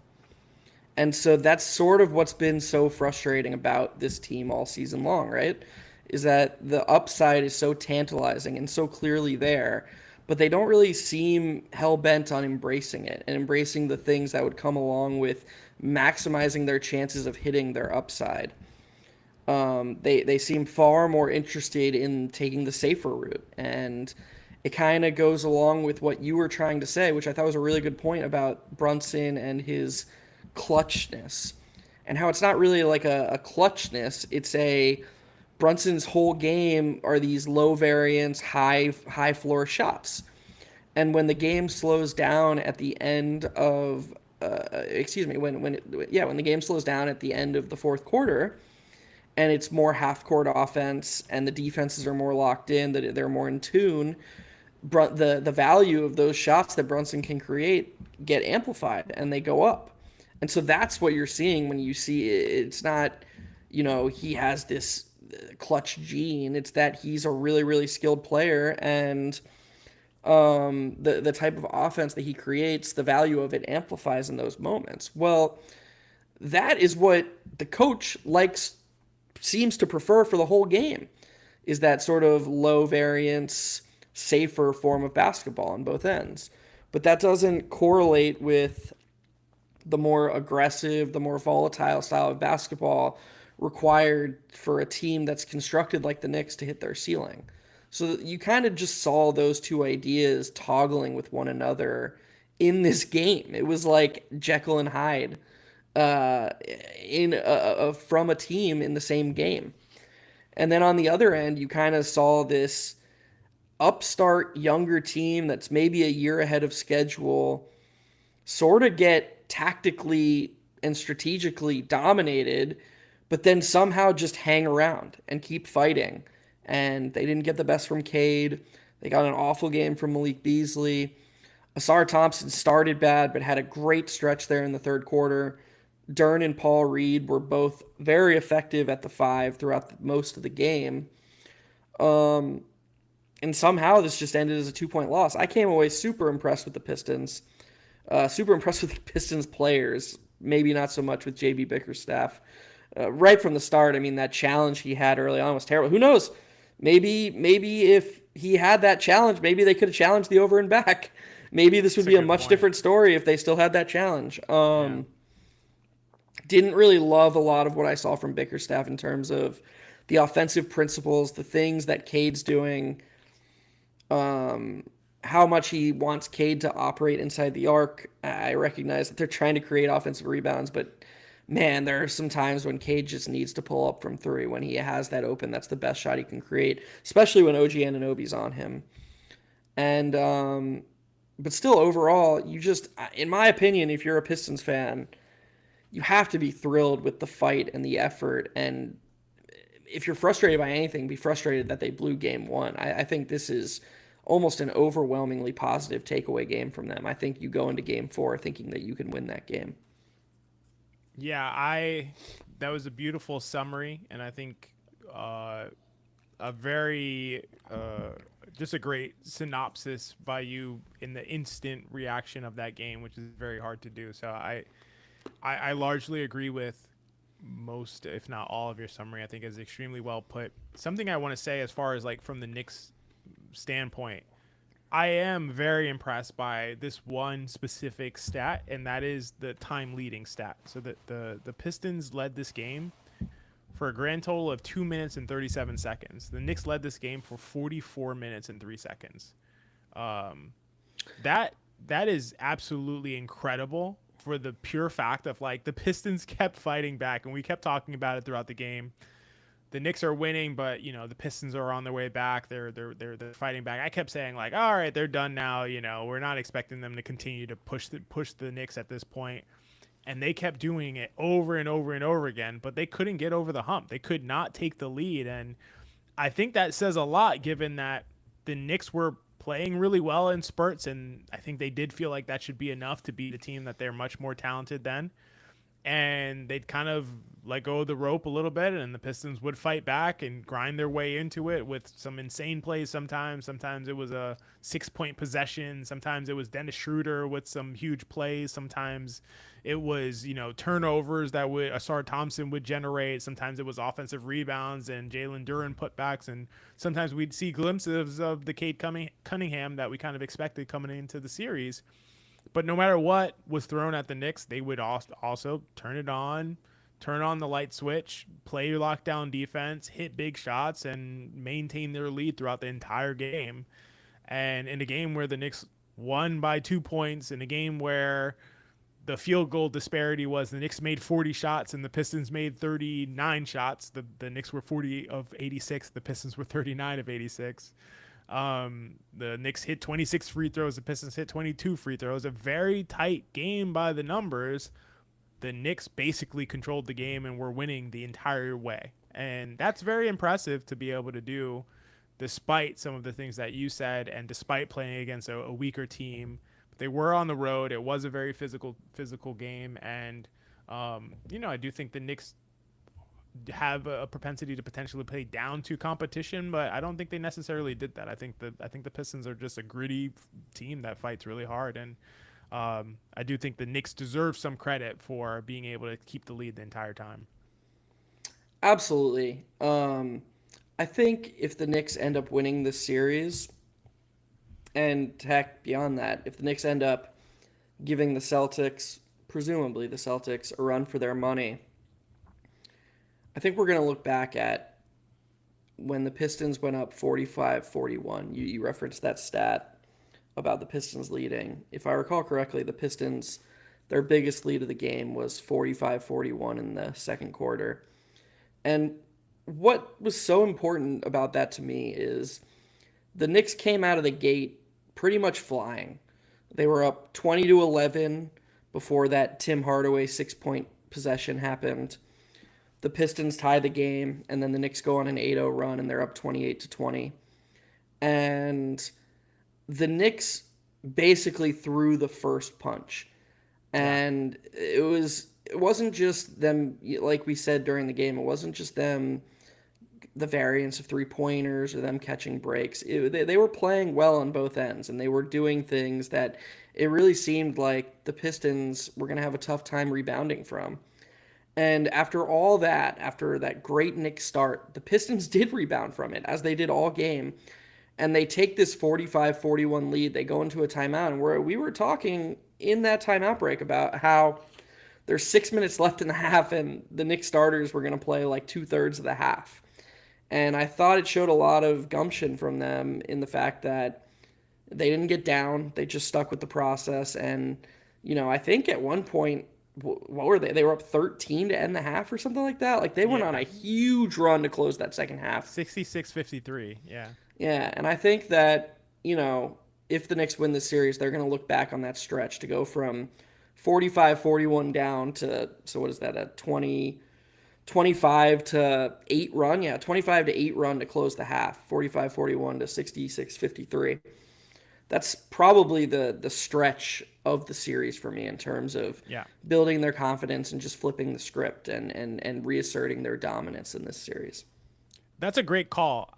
That was, and I made this comparison in the game. That was like the hearkening back to the first half, the Knicks against Oklahoma City Thunder, and the first time that they played one another, where it was like, oh, okay, this is what we would imagine from Knicks basketball. This is showing they can play with anyone.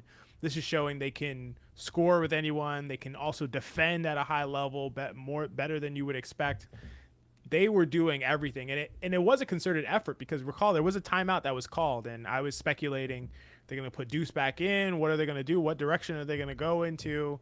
I will say, by the way, in one of the differences in the game, I'll say, is the stretch where we saw Brunson, McBride, Josh Hart, OG Anunoby, and Karl-Anthony Towns in 1 minute and 12 seconds. Do you know what the differential was from that lineup, Jeff?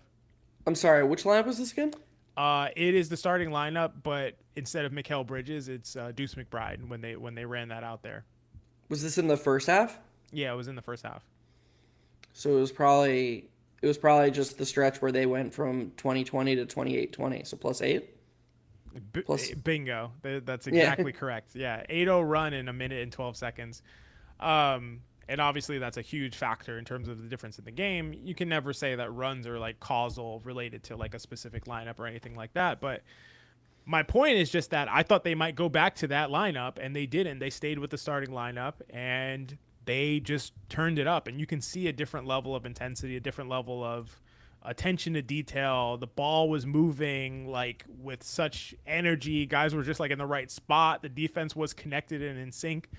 And it just gives you a glimpse when they play like that. It gives you a glimpse of what this team could be. Of course, you can't, like you mentioned throughout the game, you can't play like that for 48 minutes a night in every possession and maintain that level. But you can play like that for much more elongated stretches than the Knicks have. And this is a situation where they had Josh Hart on the court. It wasn't a situation where it was like, okay, they had their 5-out spacing or they had a double big lineup. They had their standard starting lineup. And they were still able to dominate, very much so dominate that game during that stretch in a way that felt sustainable.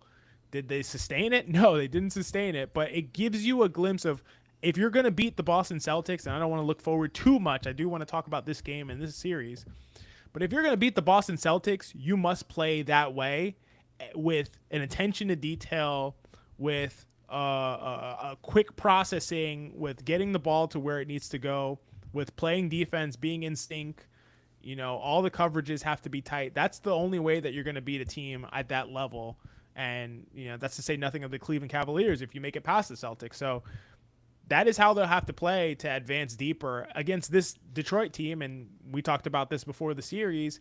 They don't need that A game for the entire game to beat this team. They just have much more talent, and they can play that way for stretches at a time. And it's enough to maintain the lead and get to the finish line, you know, whether it's dragging your way to the finish line and winning the game by 2 points or not, they have enough to still win the series with that for stretches. That is not enough to win a series with a dominant team like the Celtics or the Cavs. So we'll see if they kind of take anything away from that. Can they play like that all the time? I don't really feel like there were like major adjustments that were happening other than there was better attention to detail. They played harder defensively. There was less of stagnation with the ball. Jalen Brunson was moving it. Everybody was passing it. And they played at a quicker tempo. And so if they can do all those things, they can definitely compete with the top teams. But we'll see how much they're able to maintain that moving forward. Yeah, I think that was just perfectly said. That was really, really, really spot on across the board. It's difficult to ignore what potentially could be lying ahead, and it doesn't. I hope it doesn't come across as like disrespectful to the Pistons, because there's still 2 games for the Knicks to win in this series, or 3 games for the Pistons to win. But the thing is that I think if you talk to many Pistons fans before this season, and even maybe early on in this season, they would have signed for a lot of what they've gotten already.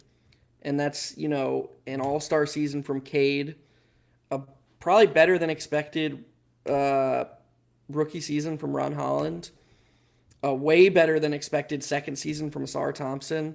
Malik Beasley blew his contract out of the water. Like, they have all these young players. Jalen Duren made a leap. I remember the things that even Pistons fans were saying in that Knicks-Pistons game at MSG last year when Duren couldn't guard anyone. He didn't know what was happening on the back end. Now he's an offensive rebounding, rim-protecting monster. And so this isn't to say that the Pistons are out of this series. The Pistons can still very well win this series. But when XJ and I, you know, would talk about the macro and projecting forward, the truth of the matter is that if the Pistons win this series, the Knicks are... This is a very different conversation than if the Pistons win, if the Knicks win this series, in the sense of it's going to change everything for the Knicks, and that's because of the expectation that the Knicks will win this series. And so I do think it is somewhat reasonable to, especially given the context of the fact that the Knicks have not approached their ceiling this season. So it's just this weird contextual situation of trying to figure out what the best version of this team looks like. And some of the facts are this Knicks team was 3rd in title odds before a game was played this season. They had the 3rd or 4th highest over-under. Like, this is a team with legitimate expectations that, to be frank, has underachieved this season. And so that's a lot of where XJ and I are coming from in terms of talking about the macro and projecting forward. But as far as the series goes and in this game, I feel a lot higher about the Pistons than I did after Game 2, which just goes to show how weird results are. Because after Game 2, I was like, dude, they did not play a good game. They did not play a good game in Game 2. The Knicks just completely blew it, played awful. I think the Knicks played a lot better in Game 3, and yet here the Pistons are. The Pistons of Game 3 would have destroyed the Pistons of Game 2. But that's just how the dice goes sometimes. I like that. That's such a good point. Yeah, the Pistons of Game 3 would have destroyed the Pistons of Game 2, but they ended up losing that game. Right. And yeah, that is exactly how it goes. That's what we talk about with variance factors, luck factors, all of those kinds of things.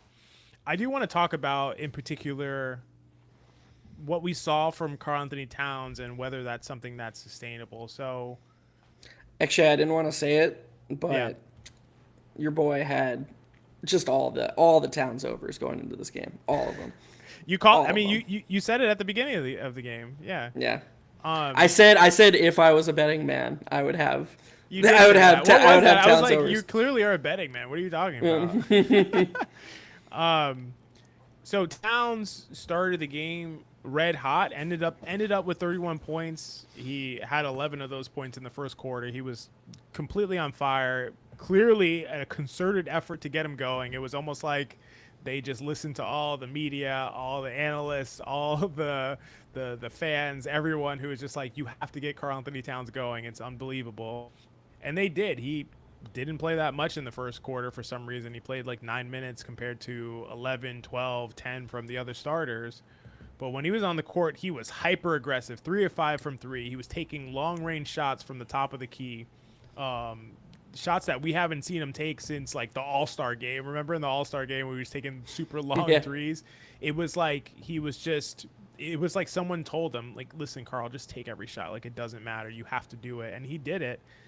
But I will say this, he did fade at points, right? Like it wasn't consistent. Like he was kind of up and down, and in terms of his aggressiveness, in terms of his ability to attack. Like I mentioned, he played a little bit less in the first than the other players. In the second quarter, he played all 12 minutes. He played the entire second quarter.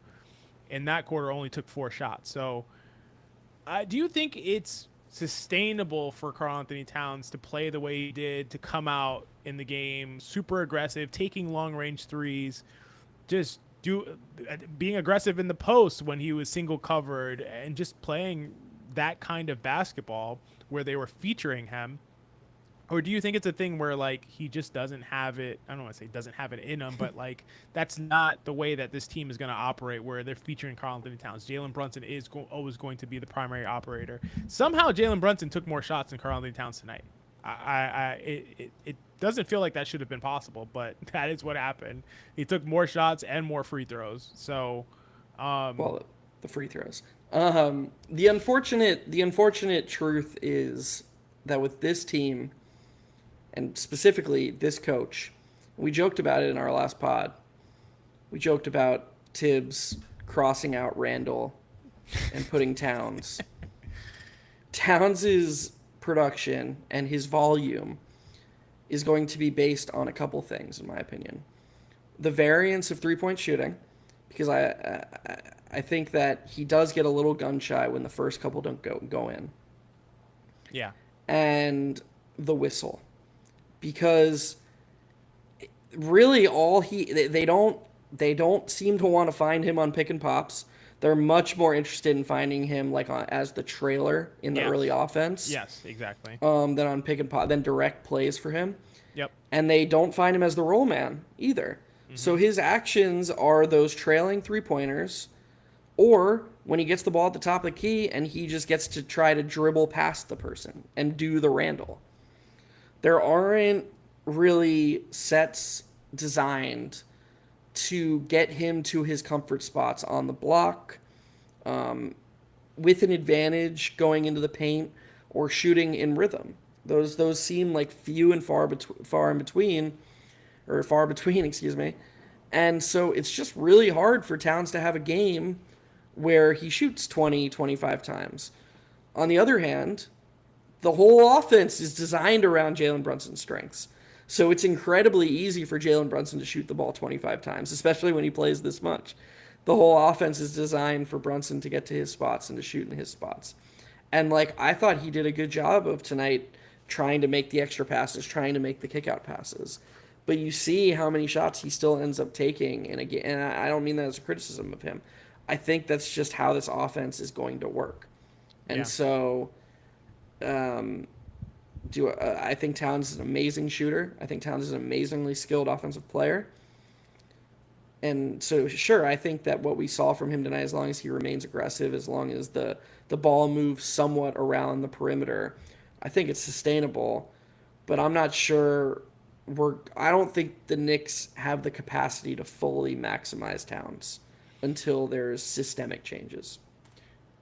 Yeah, that's such a good point at the end there because that's kind of what I was leading to. Like, what I was leading to is this idea where we saw Karl Anthony Towns be hyper aggressive, more aggressive than we've seen him in a long time. Not only aggressive with his shot, but you can tell he was in an aggressive mind. I'm doing a little bit of psychoanalysis here. In an aggressive mindset to the point where he's getting in fights and entanglements where that he wasn't even part of it, right? Like he's pushing off Paul Reed off of Mitchell Robinson. He's not even there, and he got a technical foul for that. But to me, that was part of his aggressive mindset. That was part of him coming out and just being like, this is me. I need to be aggressive this game. And despite all that, he ends up as, yes, the leading scorer, but he took fewer shots than Jalen Brunson still. Like, this is like the max turned up version of Towns where he's like, I need to be aggressive. Everyone's telling me to be aggressive. Everyone's telling me to take shots.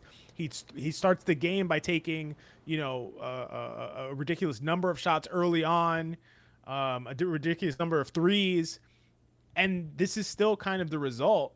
Is it the fact that maybe they just can't maximize Karl Anthony Towns in terms of his production? Like, is it just like a limitation of this team, the way it's structured, the way it flows, everything flows through Brunson, the way they want him to play, the way they want him to get his shots?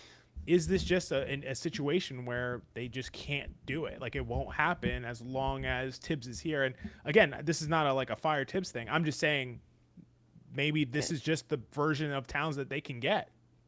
It's kind of a fire Tibbs thing.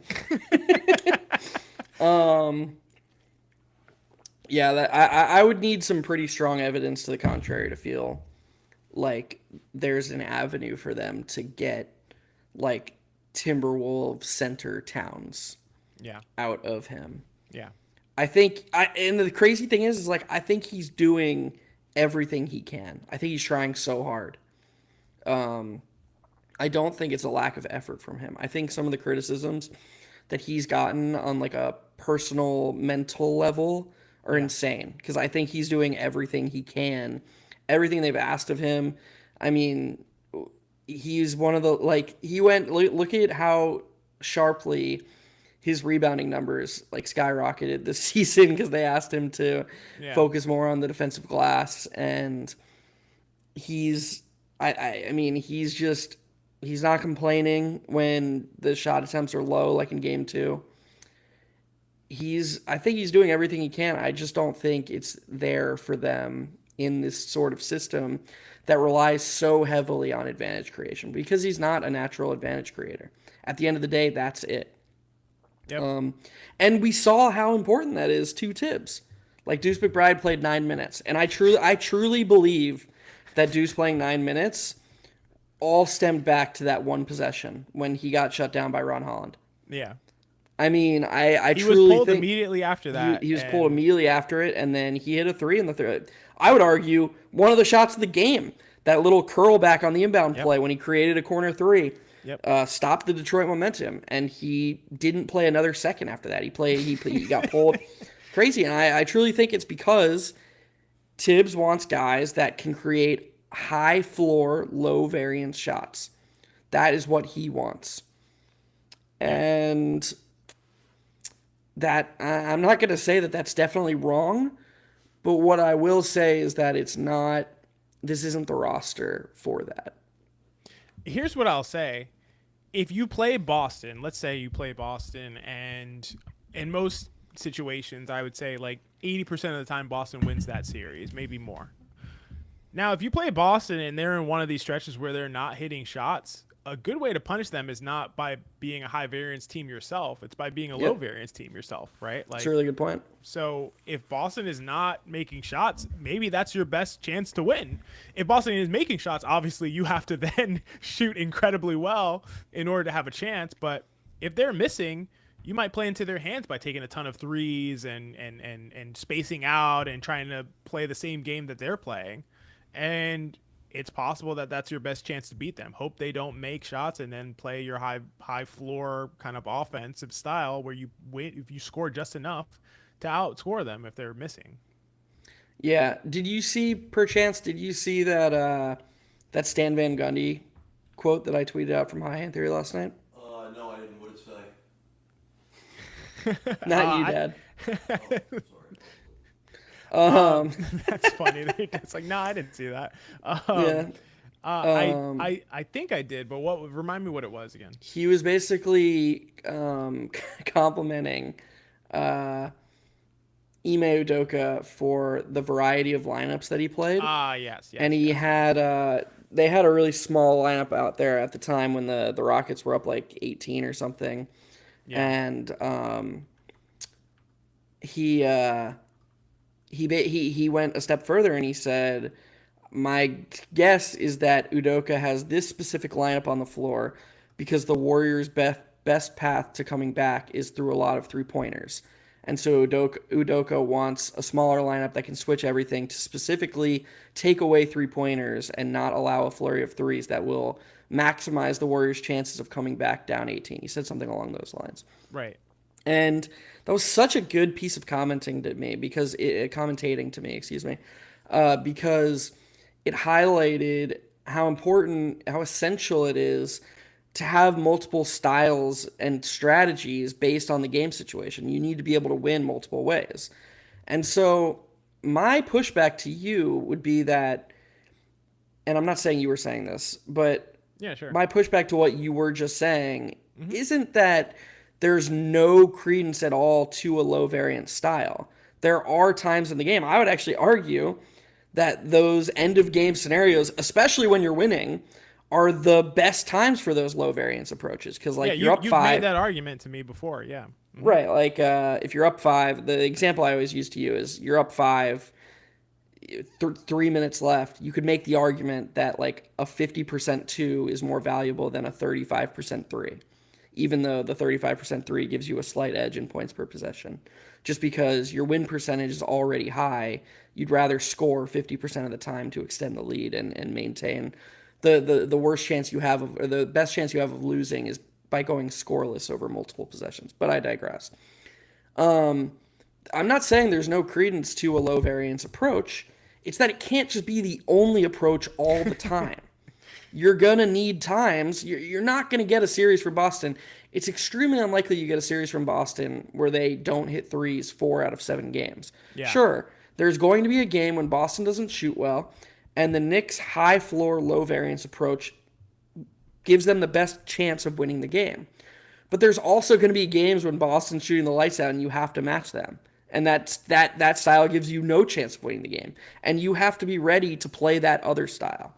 And my contention and my frustration with the team all season is that they are not prepared to play that style. And I didn't really see anything aside from that run late in the second quarter tonight that was like, yeah, they've evolved and they're trying to prepare themselves to win multiple ways. I think it was just more of, I like these 5 guys and we're gonna win this with them. I agree with you. And to be clear, that's the whole Boston philosophy. The whole Boston philosophy is, yeah, we're going to lose games in series. That's going to happen. But there's no way we're going to just shoot poorly for 4 out of 7 games. That is the thought process that goes into the way that they play. And the idea there is if they shoot really well for at least 4 games out of a 7-game series, they will beat anyone, including the Oklahoma City Thunder, including anyone. They will beat you.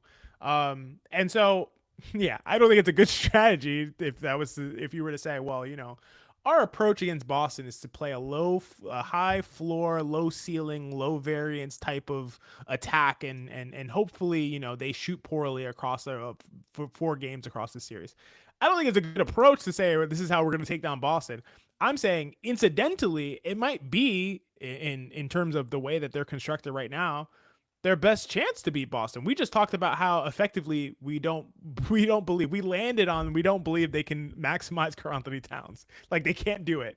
And so if that's the case, maybe that's your best chance to beat them. If you're not saying, okay, well, our best chance to beat Boston is to maximize Karl Anthony Towns, to maximize Jalen Brunson, to have those guys be the beneficiaries of space, to have those guys be the ones to cash in on the space that other guys like Mikal Bridges, OG Anunoby, and Deuce McBride are providing, to have guys like OG Anunoby and Miles and Mikal Bridges expend all of their energy defensively to slow down the wings. You know, if we're saying that's not the approach that they're taking, then maybe this is the best way, that the best chance that this team has. But you know, we're looking tonight. Let's say the Grizzlies are smoking the Thunder right now, right? Like they're winning 65-37, and it doesn't take much of a guess to say what's happening right now. The Grizzlies are 10 of 19 from three. Scottie Pippen Jr. is on a complete crazy heater, 5 of 6 from three for 21 points in the first half.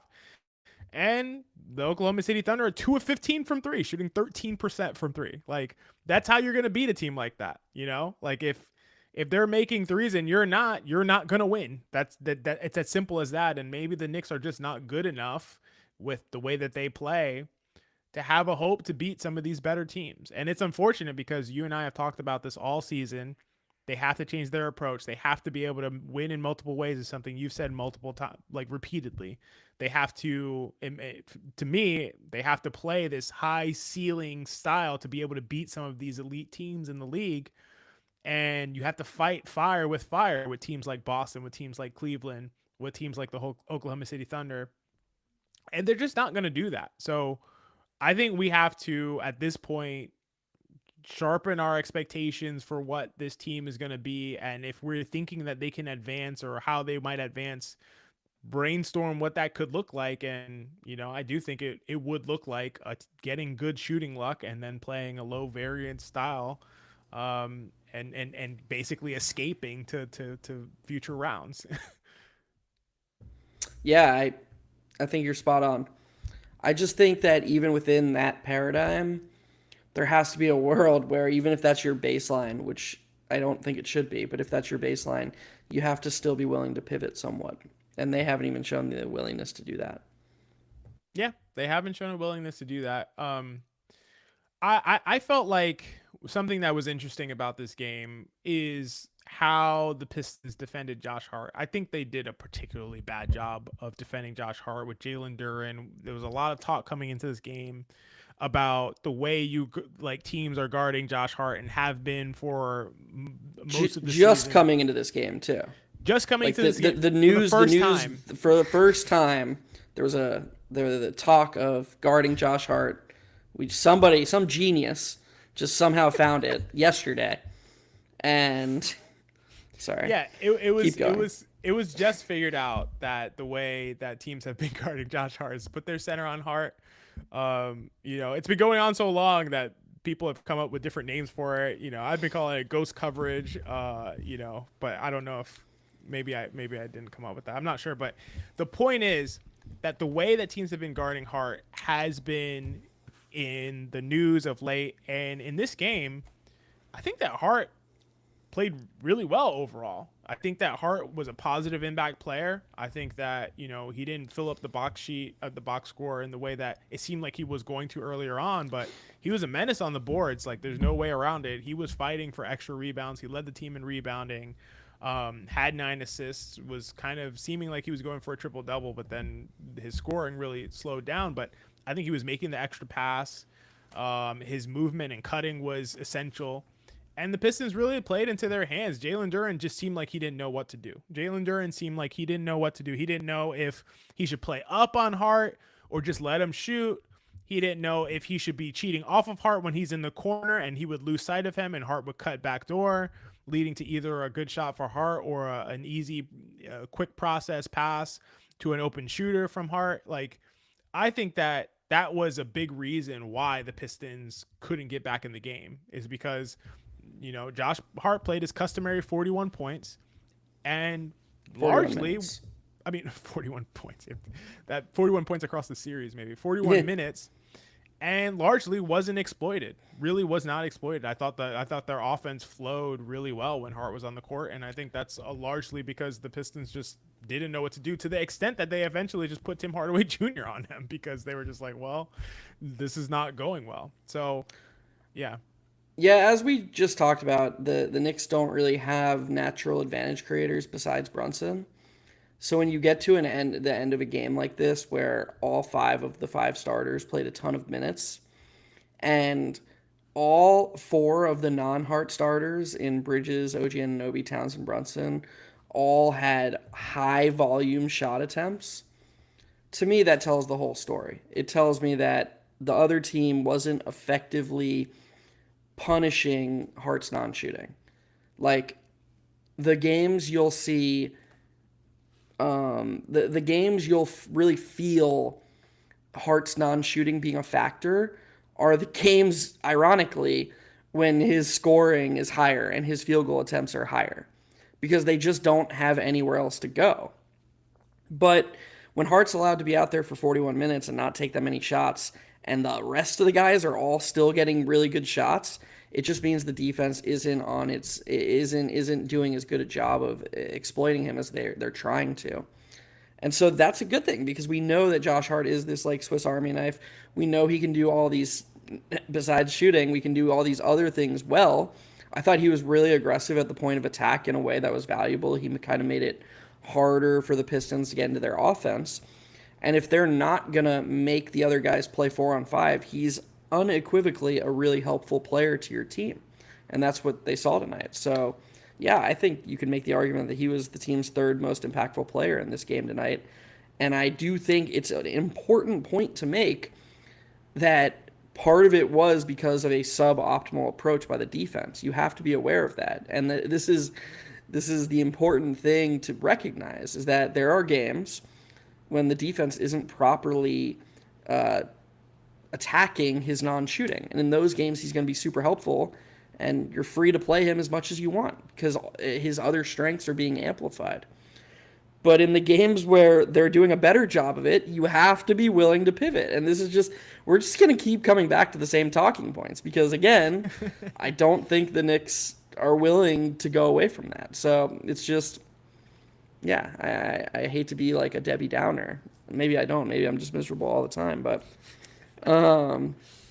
I do think that's an important sort of, I think it's important to point that out, I guess, in terms of the overall analysis. Yeah, I totally agree. I think it's spot on. I think that the nice thing is that you can clearly see how impactful Hart can be, how good he can be when he's not being exploited in this way. Because I thought he was solid defensively. I liked some of his help defense. I thought he was pretty locked in. He battled when he was switched onto Cade, and overall, I think he was in the game, and that's really important for him. He didn't get to push the tempo as much as I think he would want to, and I think it would be how he would take his impact to the next level, as well as his scoring, getting those transition layups. But Detroit really wasn't allowing it at times. Like, they got back defensively, they were in passing lanes a ton. They slowed the ball in transition, so there was resistance there. It wasn't like he wasn't trying, or the Knicks weren't trying at points in time. Although we talked about it live during the game, there were many more times when someone other than Brunson could have brought the ball up, and it would have been helpful to the overall offense and get into their offense a lot earlier. And Josh Hart would have been a great person to do that. So that was a bit of a letdown, but I think, overall, like you said, I think he was potentially maybe their third most impactful player. I mean, you could say OG potentially, but I thought OG was a little bit up and down, hit or miss, and I thought Josh Hart was pretty steady throughout. So I like the Josh Hart game, and if teams are not going to exploit him or not know how to play him with their center, then I'm actually fine with Josh Hart playing a ton of minutes. Yeah, of course. There's no issue with him playing as long as he's like rested and not tired. Yeah. That's the only thing that should prevent him, because he's clearly, I mean, I think actually if you input the caveat that the defense wasn't maximally exploiting his non-shooting, like, you could probably make the argument that he's the fourth most impactful Knick in those specific situations. Yeah. Yeah, so play him all the minutes as far as I'm concerned. You still probably want to see him shooting the open shots, but like, honestly, there was one time that I remember I immediately reacted when he passed up an open shot, but he just took one dribble and found OG for a wide open corner three anyway. So it was like, whatever. If you're gonna do that, you made the right decision. I want to talk about Mitch for a second, just because I felt like Mitch was like a just complete non-factor, and there was so much talk about the double big lineup coming into this series, and would we see it? How much would we see it? That should be the starting lineup to start the series. That should be the lineup that the Knicks go to. That's their death lineup. I believe in that double big lineup to some extent. I don't think it's like a bad lineup or anything, and I think it's probably on average across a lot of possessions better than their starting lineup. But probably not with Mitch playing the way that he has. He's just kind of been just there. Like, his defense hasn't been incredible. I haven't felt like his rim protection has been like felt. I feel like Karl-Anthony Towns somehow is playing like just as good defensively as Mitch. Like, I feel like Towns has been helping to protect the rim. His help defense has been really good. When he's been switched onto wings and onto Cade Cunningham, he's been good. He's been, spotty in the pick and roll, but like when he's playing at the level or he's somewhat up on the screen, he's been pretty consistently solid. And Mitch is always good in pick and roll, but he fouled a ton tonight. I don't feel like he did too much to protect the rim, and he just was kind of non-existent. Like, we're not getting the overwhelming offensive rebound performances that we expect. And so I don't know. What do you think about Mitch as far as you would think that this series would be the one he'd be most critical towards, because when they play against Boston, that's going to be a lot more difficult unless, Boston is playing those lineups where they play Cornette and Al Horford together or something like that. But I don't know. I don't really know what to think of Mitch, especially given that they were clearly ramping him up. He played 33 minutes in his last game of the season. They were getting him ready to go, and he looked really good. And he's been underwhelming, I think, to this point through 3 games. Yeah, he's been not great. But I think it's good for the Knicks that they're surviving those minutes and they're surviving these games, because I feel like it was always going to take him a little bit of time to get comfortable and get not just healthy, but just get used to NBA pace and NBA speed and these types of moments again. So Mitch, I'll say real quick, against the Sixers, Mitch might have been their best player in that series. He was crazy before he got hurt. He was like and he wasn't fully healthy, and he was stopping Embiid. He was so good. Like, he was everywhere. Every time he was on the court, it was like huge play after huge play. His presence was overwhelmingly felt, and so I wouldn't expect him to play at that level, but this has not been that on any stretch of the imagination. I do think, though, that both like the Sixers and the Cavs series, he was great in 2023 as well in the first round. Good point. Yeah, those are matchups that kind of play into his hands. I don't think this one does as much. Interesting. Just because when you're guarding Duren or Paul Reed in drop coverage, you have more off-ball responsibility. There's just a wider variety. I think in a weird way, when you got Maxey at the point of attack, Maxey controlling the ball, and then you have Embiid, who loves those slow-developing, slow-processed ISOs, it kind of simplifies your role. Like it's not even like Embiid's this huge lob threat. So like when Maxey gets a screen and gets downhill, you can kind of just commit to him as a driver. Cade, I know we've kind of critiqued him a little bit for not spraying it around as much, but he does offer more as a driver in terms of options. And I just think it's harder for Mitch's overall defensive impact to be as loud. I think it's going to suppress it a little bit. And then offensively, it's just harder to get those offensive rebounds because Detroit has made such a concerted effort to winning that specific battle. They've done a good job of keeping the Knicks off the offensive glass.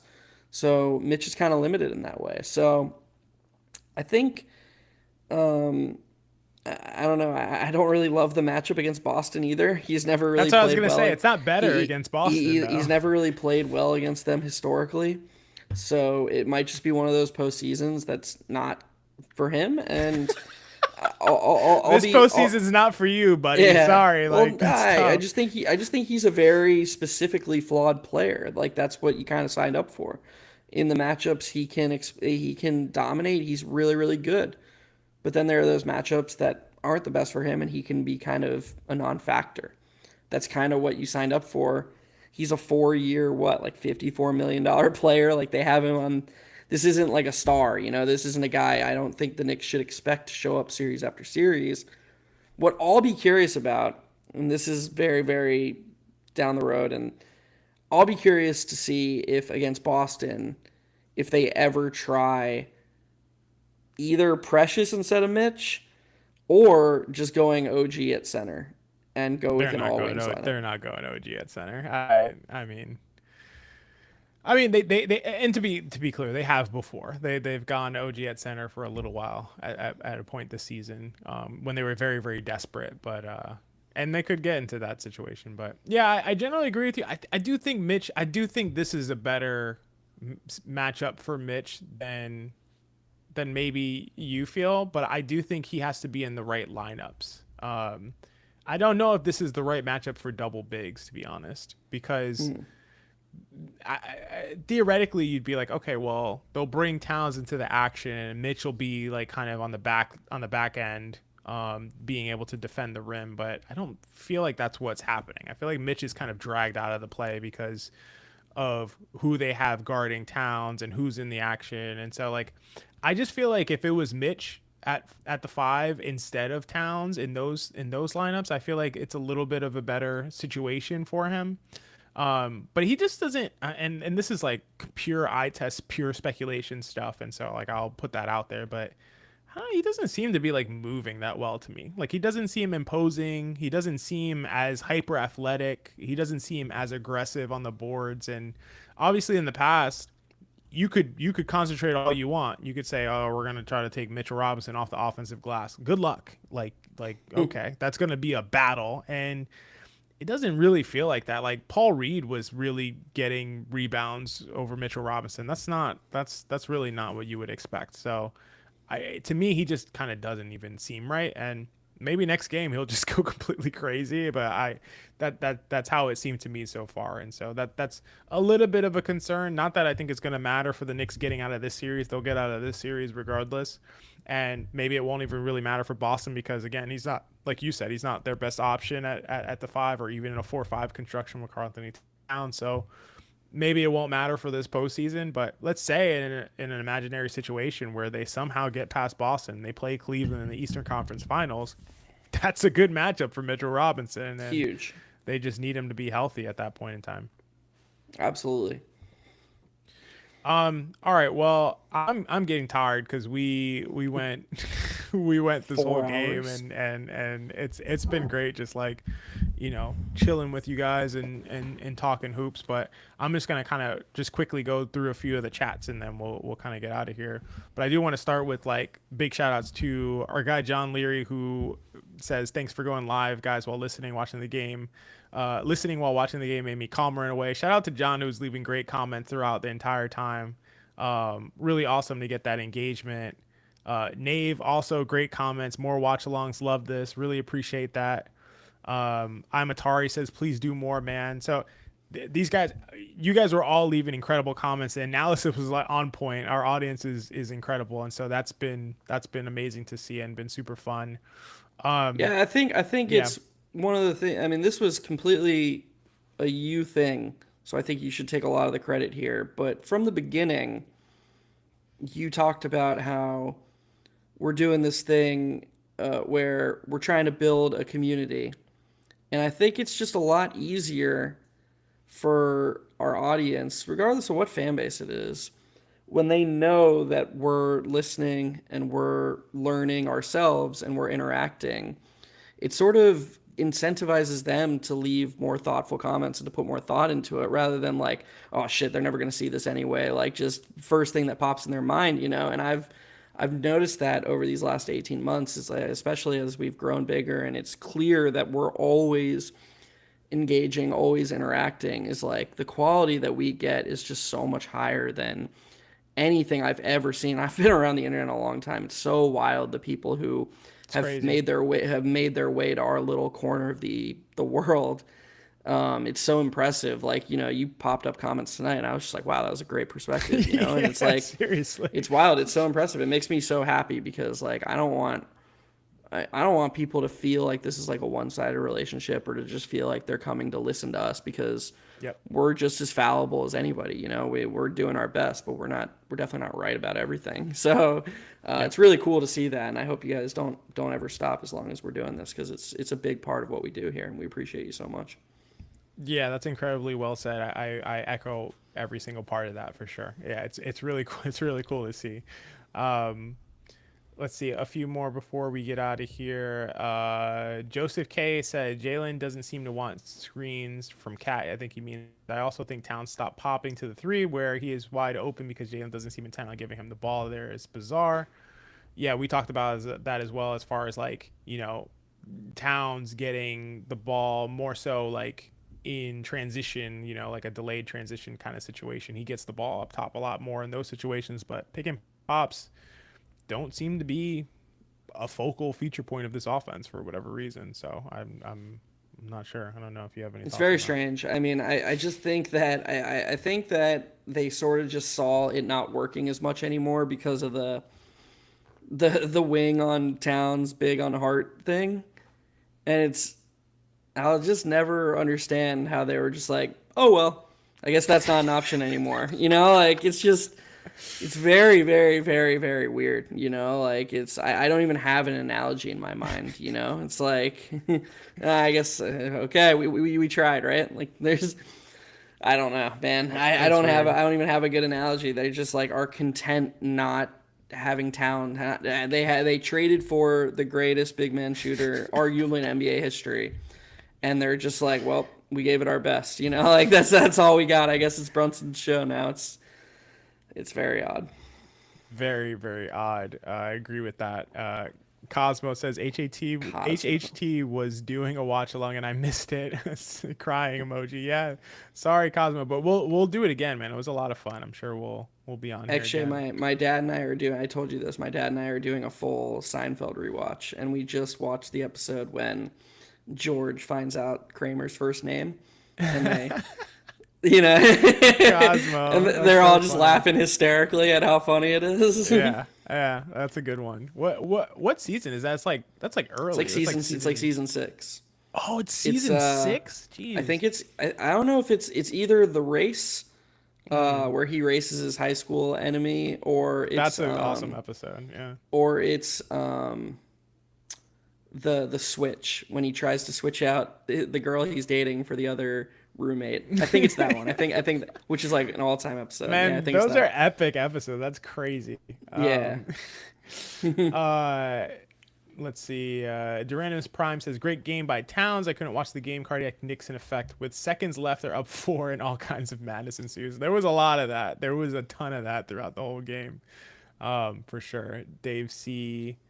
3233 says, great game by Towns. Absolutely great game by Towns, and we broke it all down. If you didn't see that, maybe you could. I mean, guys, the stream will be on right after we're done. So if you want to watch it back, I mean, there's like 50 million breakdowns of post game. So the fact that you guys are here is incredible because there's so many options to choose from. So we really appreciate that. Let's see. Dwight mentions, when are we going to talk about Brunson's 3-ball falling off a cliff every playoff? Maybe we could take a second to talk about that because we talked about the low variance. We talked about, Brunson's style, wanting to get to his spots and all of that. But Brunson's an elite 3-point shooter, Jeff. Like, he's one of the best spot-up shooters in the entire league and has been elite from the 3-point line for several seasons now, and has seemingly gotten better over the years. So is that just a variance thing? Or was that missing shots? I have the numbers in front of me here. 41%, 41.5% his first year in New York, 40% his second year, 38% his third year, and then in the playoffs, that's 32.5%, 31%, and now 34% in these playoffs. I would argue that. Well, the thing about averages is throughout the season, you have this style of play that, as we've discussed, reduces variance and raises the floor. But throughout the season, you get all these matchups where that's not really required, where teams are bad and Brunson's going to get all of these super high quality looks, right? Mm-hmm. Mm-hmm. Be due to breakdowns, due to bad coverages, whatever it is. In the playoffs, you can pretty much just wipe those out. That's not going to happen. This team, even in a 3-6 matchup, in a 2-7 matchup against the Sixers last year, these teams are fully scouted, fully prepared, and Brunson is going to be priority number one. So if you just think about Brunson's his shot chart, his spray chart, whatever, and you think about the range of outcomes, the types of threes he's gotten, you're pretty much removing the ceiling threes for the most part. Obviously, you'll get the occasional one, but for the most part, you're not getting these the defense made a huge blunder and wide open three, or, Brunson's playing off ball, so the ball swung around and he's getting the ball because Mikal Bridges created an advantage. So you're now actively reducing the ceiling to lower the variance, but you're working with a much lower ceiling. So I think it's very natural for the average to go down, because you're sort of taking by playing the way you're playing, you're forcing Brunson to only take those median shots, and the median's going to be lower. So that would be my sort of nerdy explanation for why Brunson's 3-point percentage is going down each playoffs. Why there's at least some sort of causation or explanatory within the system. There's some sort of explanation. I think that makes a lot of sense. And, to your point, to that point, obviously it's only a few games in right now. Brunson's shooting incredibly high on wide open threes still in this playoff so far. So it's not like he's become a bad shooter, or there's a pressure factor or anything like that. He's probably just getting worse quality looks pretty consistently. Yeah. And so I think that is a big factor. Yeah. And I also think, credit to Detroit. I think they have a lot of guys they can throw at him, a lot of big guys they can throw at him, whether it's Asar Thompson, Ron Holland, Dennis Schroeder gets around every screen. God, Schroeder's amazing. We should have talked about him more, too. We should have talked about Schroeder, man. Schroeder was incredible everywhere on both ends of the court.